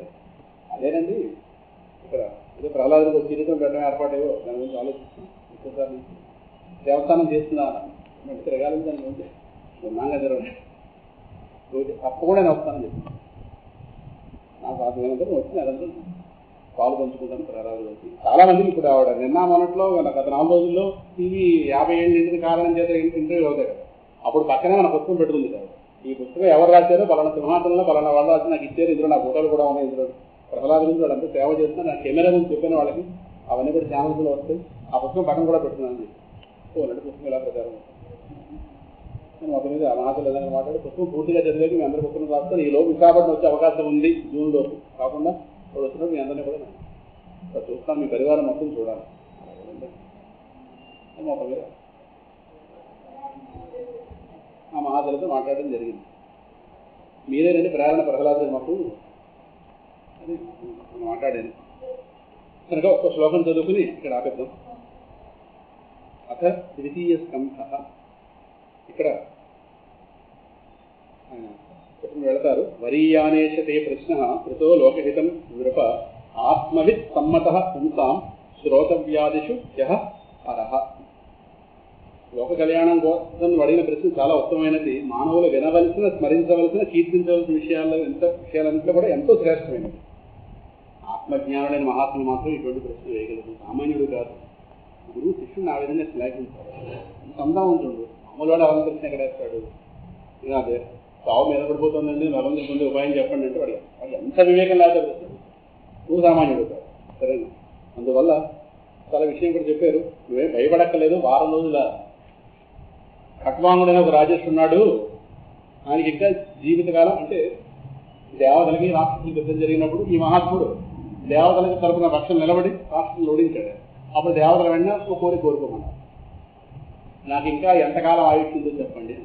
చాలా కాలం యుద్ధం జరిగింది, ఆ యుద్ధంలో చాలా ఆయుష్ పోయింది. ఇక ఎంతకాలం ఆయుష్ ఉందో యథార్థం చెప్పండి. వాస్తవాన్ని అది మీరు చెప్పకూడదు. మనిషికి ఆయుష్ ఎంతుందో తెలుస్తాడు, బ్రతకలేడు, చెప్పకూడదు. ఒక నియమం.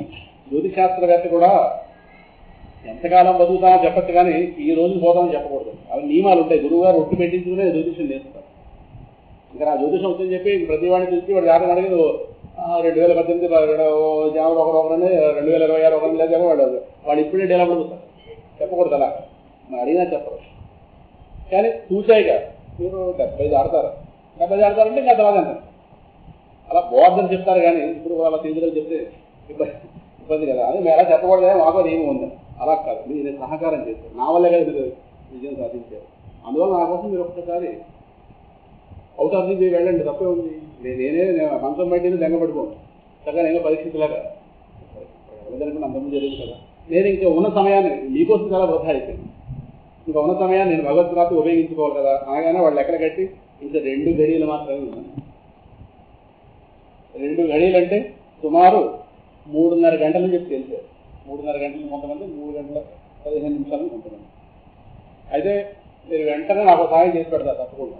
నా రాజ్యానికి శీఘ్రంగా చేస్తే ఒక వాహనం కావాలి, వెంటనే తీసుకొచ్చి పెడతారు. మొత్తం మీద కుటుంబ సభ్యులందరూ సమావేశపరిచాడు మహానుభావుడు. ఈ విషయం చెప్పలేదు, ఈయన గారికి ఇది, ఆయన గారికి అది, ఆయన గారికి అది, ఆయన గారికి అది, నువ్వు బంగారం రాసుకో జాగ్రత్తగా అని ఆవిడ చెప్తాను. నీకు వాళ్ళు పడు, నేను గదిలో ఉంటాను, నేను బయటకు వచ్చేదాకా ఎవరు కదా. అక్కడ గదిలోకి వెళ్ళి మనసును పూర్తిగా తన సంపదలు పరివారం మొత్తం వీటన్నిటి మీద మమతాశక్తులు విడిచిపెట్టాడు. ఆ ఉన్న సమయంలోనే మనసును పూర్తిగా భగవంతుడిని నిలబెట్టి ఆత్మజ్ఞానం పొందుతాడు. 2 గడిలో పొందినవాడు ఉన్నా కానీ 7 రోజుల్లో ఏముంది. ఆయన నా వంటి వాడిని వచ్చి కూర్చుంటే నీకు రాకుండా ఎలా ఉంటుంది? నువ్వు చాలా ప్రిపేర్ అయిపోయి 99 మార్కులు నీకు వచ్చేసే కూర్చున్నావు, ఆ 1 మార్కు నీకు రావాలి. పరిస్థితి సామాన్యుడు కాదు, 99 రాజు కూర్చున్నవాడు ఒకటి కాదు. అందువల్ల 7 రోజులు టైం ఉందిగా హాయిగా అలవోకగా పరమాత్మ గురించి చెప్పుకోవచ్చు. కానీ ధైర్యాన్ని ఇవ్వాలి. శంకర భగవత్పాలు వివేక చూడమని కూడా అంటారు భగవత్పాలు కూడా. శిష్యుడు భయపడి వెళ్తే మా భయిష్ట ఆయన భయపడదు, భయపడదు, భయం ఉంటుంది. సంసార సాగరం భయమేనా? సంసార సాగరం భయంకరం అయితే అవ్వచ్చు, దాన్ని తరింపజేసే ఉపాయం నాకు మా భయిష్ట, భయపడక్కర్లేదు అని ఒక ధైర్యాన్ని ఇవ్వాలి. ఇప్పుడు శిష్యుడు కాస్తే ఒక నిలదొక్కుంటాడు, తర్వాత బోధన నడుస్తుంది. అదే పని ఇక్కడ మహానుభావుడు కాస్త చేసి ఇక్కడ పరమాత్మను ఎలా అర్థం చేసుకోవాలో చెప్పాడండి. తర్వాత 2వ స్కంధం చాలా జటిలంగా ఉంటుంది. జటిలం అంటే తిరువాడు పట్టి ఉంటుంది. రెండోది ఇక్కడే విదుర మైత్రేయ సంవాదం కూడా వస్తుంది. చాలా అద్భుతమైన సంవాదం వాళ్ళ మధ్య నడుస్తుంది. మరొక సందర్భంలో అవకాశం ఉన్నప్పుడు భగవంతుడు, ఎందుకంటే ఈ 1వ స్కంధాన్ని 2 సార్లు పోస్ట్పోన్ చేస్తుంది. శిక్షుడు ధైర్యం చాలక కానీ సింహాసనాలు డ్రైవర్ ఏదో వెళ్ళింది మొత్తం మీద ఏదో పేపర్ నలుపు చేస్తాం మీరు మార్కులు వేస్తారో రాజు గారు చూసుకుంటారు ఏదో రాసి సరిపోతుంది పేపర్ నలుపు చేస్తే మన దుర్దేవాళ్ళు మనవాళ్ళే కనుక ఏదో పడుతుంది అందువల్ల ఇంత శ్రద్ధాభక్తులతో ఇది అందరూ కూర్చుని ఏదో తెలిసిన తెలియని వాళ్ళలాగా శ్రద్ధగా వినడం భాగవతం చెప్పుకునే అవకాశం మాకు ఇవ్వడం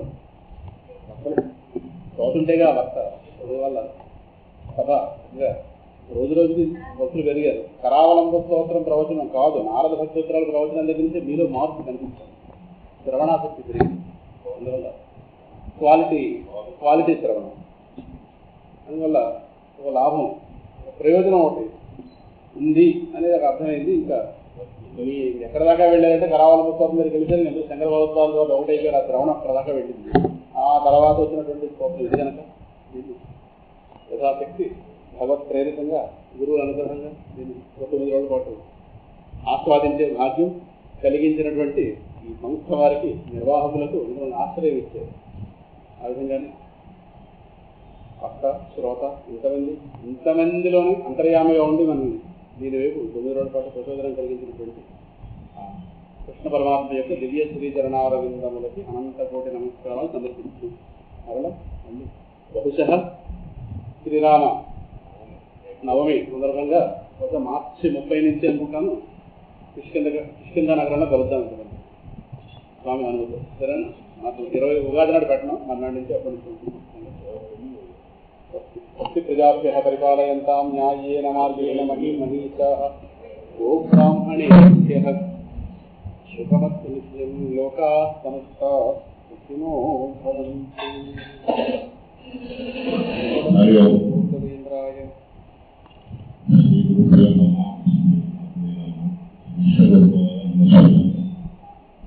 మాస్టర్ గారు నాకు గురించి అంటే తక్కువ తెలుసు. 2013 3 గంటల 12 నిమిషాలకి 3 గంటల 15 నిమిషాలకి 3 గంటల 22 నిమిషాలకి నేను విశ్వదాలకు వస్తాను. లేకుండా వారు ఎందుకు ఇస్తారంటే వారి ముందున్నటువంటి భాగవతం పుస్తకాలు కనీసం 2 నుంచి 3 గంటలు వారు పండిస్తారు. బ్రహ్మముహూర్తం ఈ మధ్యనే వారు యోగా ప్రాణాయామం ముద్ర నేర్చుకుంటున్నారు. కాబట్టి ఆరోగ్య సూత్రాలు కూడా పాటిస్తూ ఈ యొక్క బ్రహ్మముహూర్తంలో శివులాగా మహానులాగా భాగవతాన్ని కూడా చాలా ప్రదర్శన చేస్తూ భగవద్గీత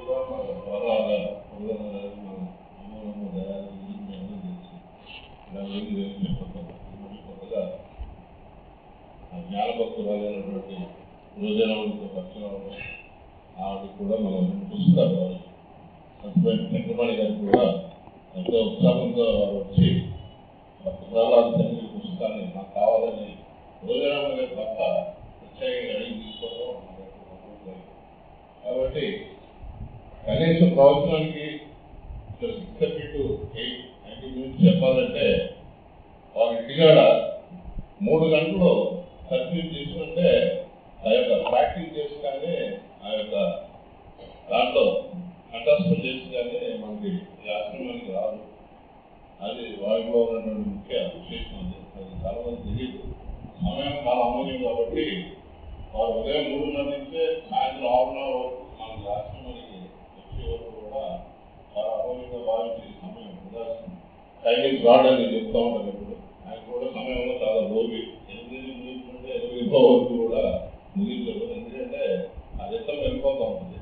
ఆ రితంలో ఆవాలన్నా కష్టం. మీ అందరూ తెలుసు బ్రహ్మశ్రీ జగన్మోహన్ కానీ బ్రహ్మశ్రీ సామ్యాల బ్రహ్మశ్రీ గారు కానీ జరిగిపోయిన నరసింహారావు కానీ ఎవరైనా కూడా సమయాన్ని పాటిస్తూ టైమింగ్ గాడ్ కింద చూస్తారు. సమయం చాలా అమూల్యం. మనం ఇలా పర్చేజ్ డే అది అవ్వాలని ఇదంతా ఏది టైం కాబట్టి వారు ఆ సమయాన్ని చాలా తక్కువగా తెలుస్తూ ఈ స్థితిలోనే 1995లో వారి గురువులైనటువంటి అప్లాజాల దగ్గర ప్రస్థానత్రయం అనే దాన్ని వారు రాసుకున్నటువంటి చిన్న నోట్ని మహా అంటే గొప్ప విద్వాంసులు కాదు, సంస్కృత పండితులు కూడా కాబట్టి వారు కూడా ఆ రోజుల్లో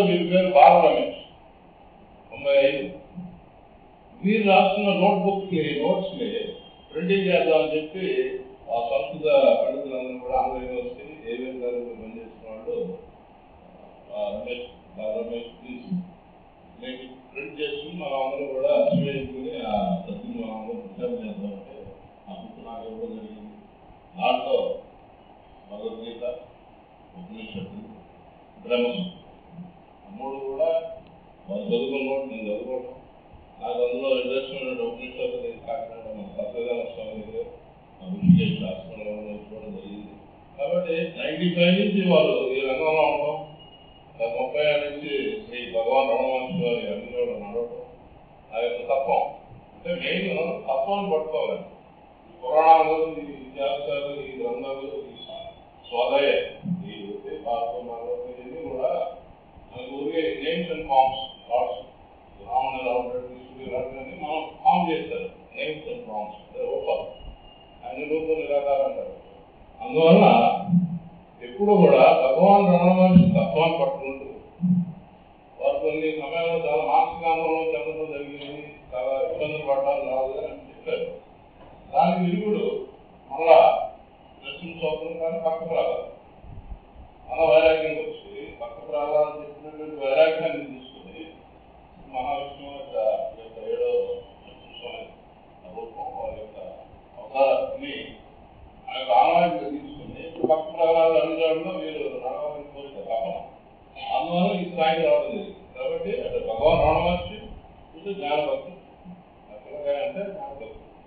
సో ఆ యొక్క మేళ నుంచి చేసుకుంటూ ఈ విధంగా భగవద్గీతలో 95లో జగేపేటలో జరిగినటువంటి కాంపిటీషన్లో మన శ్రీ శ్రీ శ్రీ చిరంజీవి స్వామి వారి చేతుల మీదుగా ఒక గోల్డ్ మెడల్ తీసుకుని ఈరోజు కార్యక్రమానికి ఎంతో మంది సత్పురుషులు కావాలి, సత్సంగాలు ఉన్నటువంటి జ్ఞానం.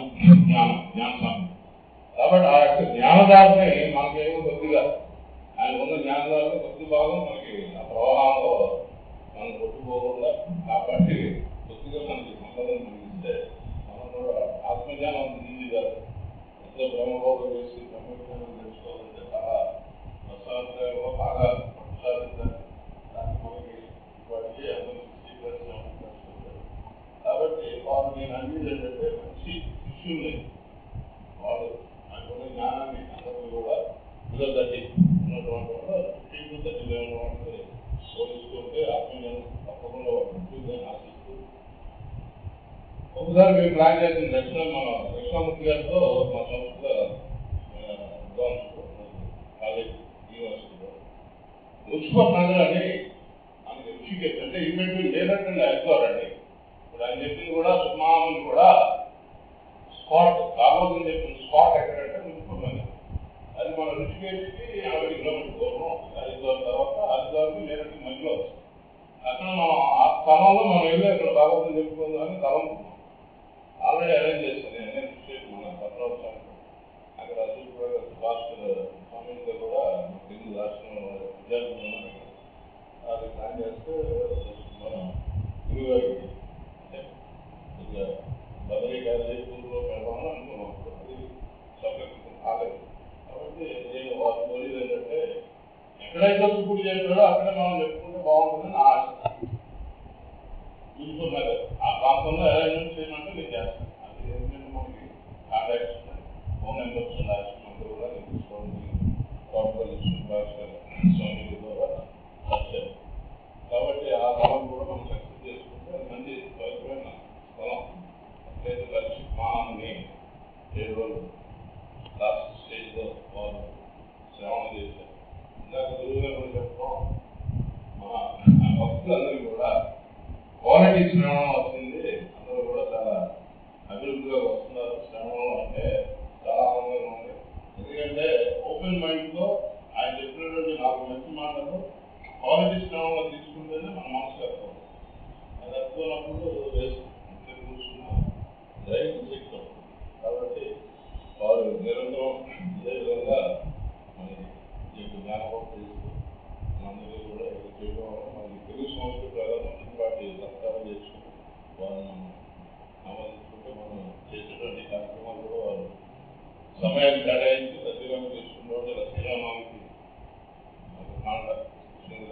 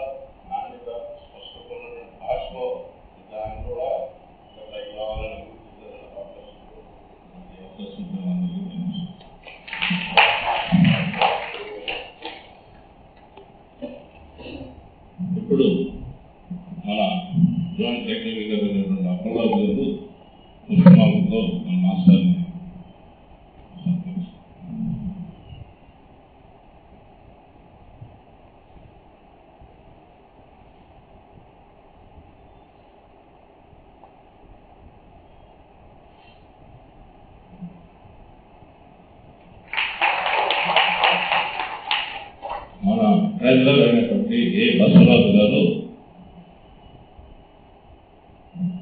మాస్టర్ని మన తెలుగు సంస్కృతి, మన తెలుగు సాంప్రదాయమైనటువంటి కండువతో చూస్తారు.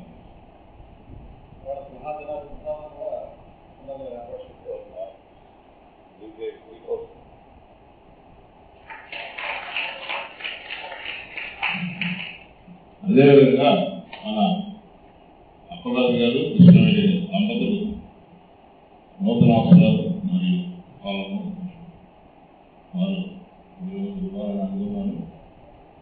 దాని తర్వాత మాస్టర్ అత్యంత ప్రీతి అయినటువంటి సమాజ విహార అడుగు కూడా 19 తీసుకోవడం జరిగింది. అది అందరికీ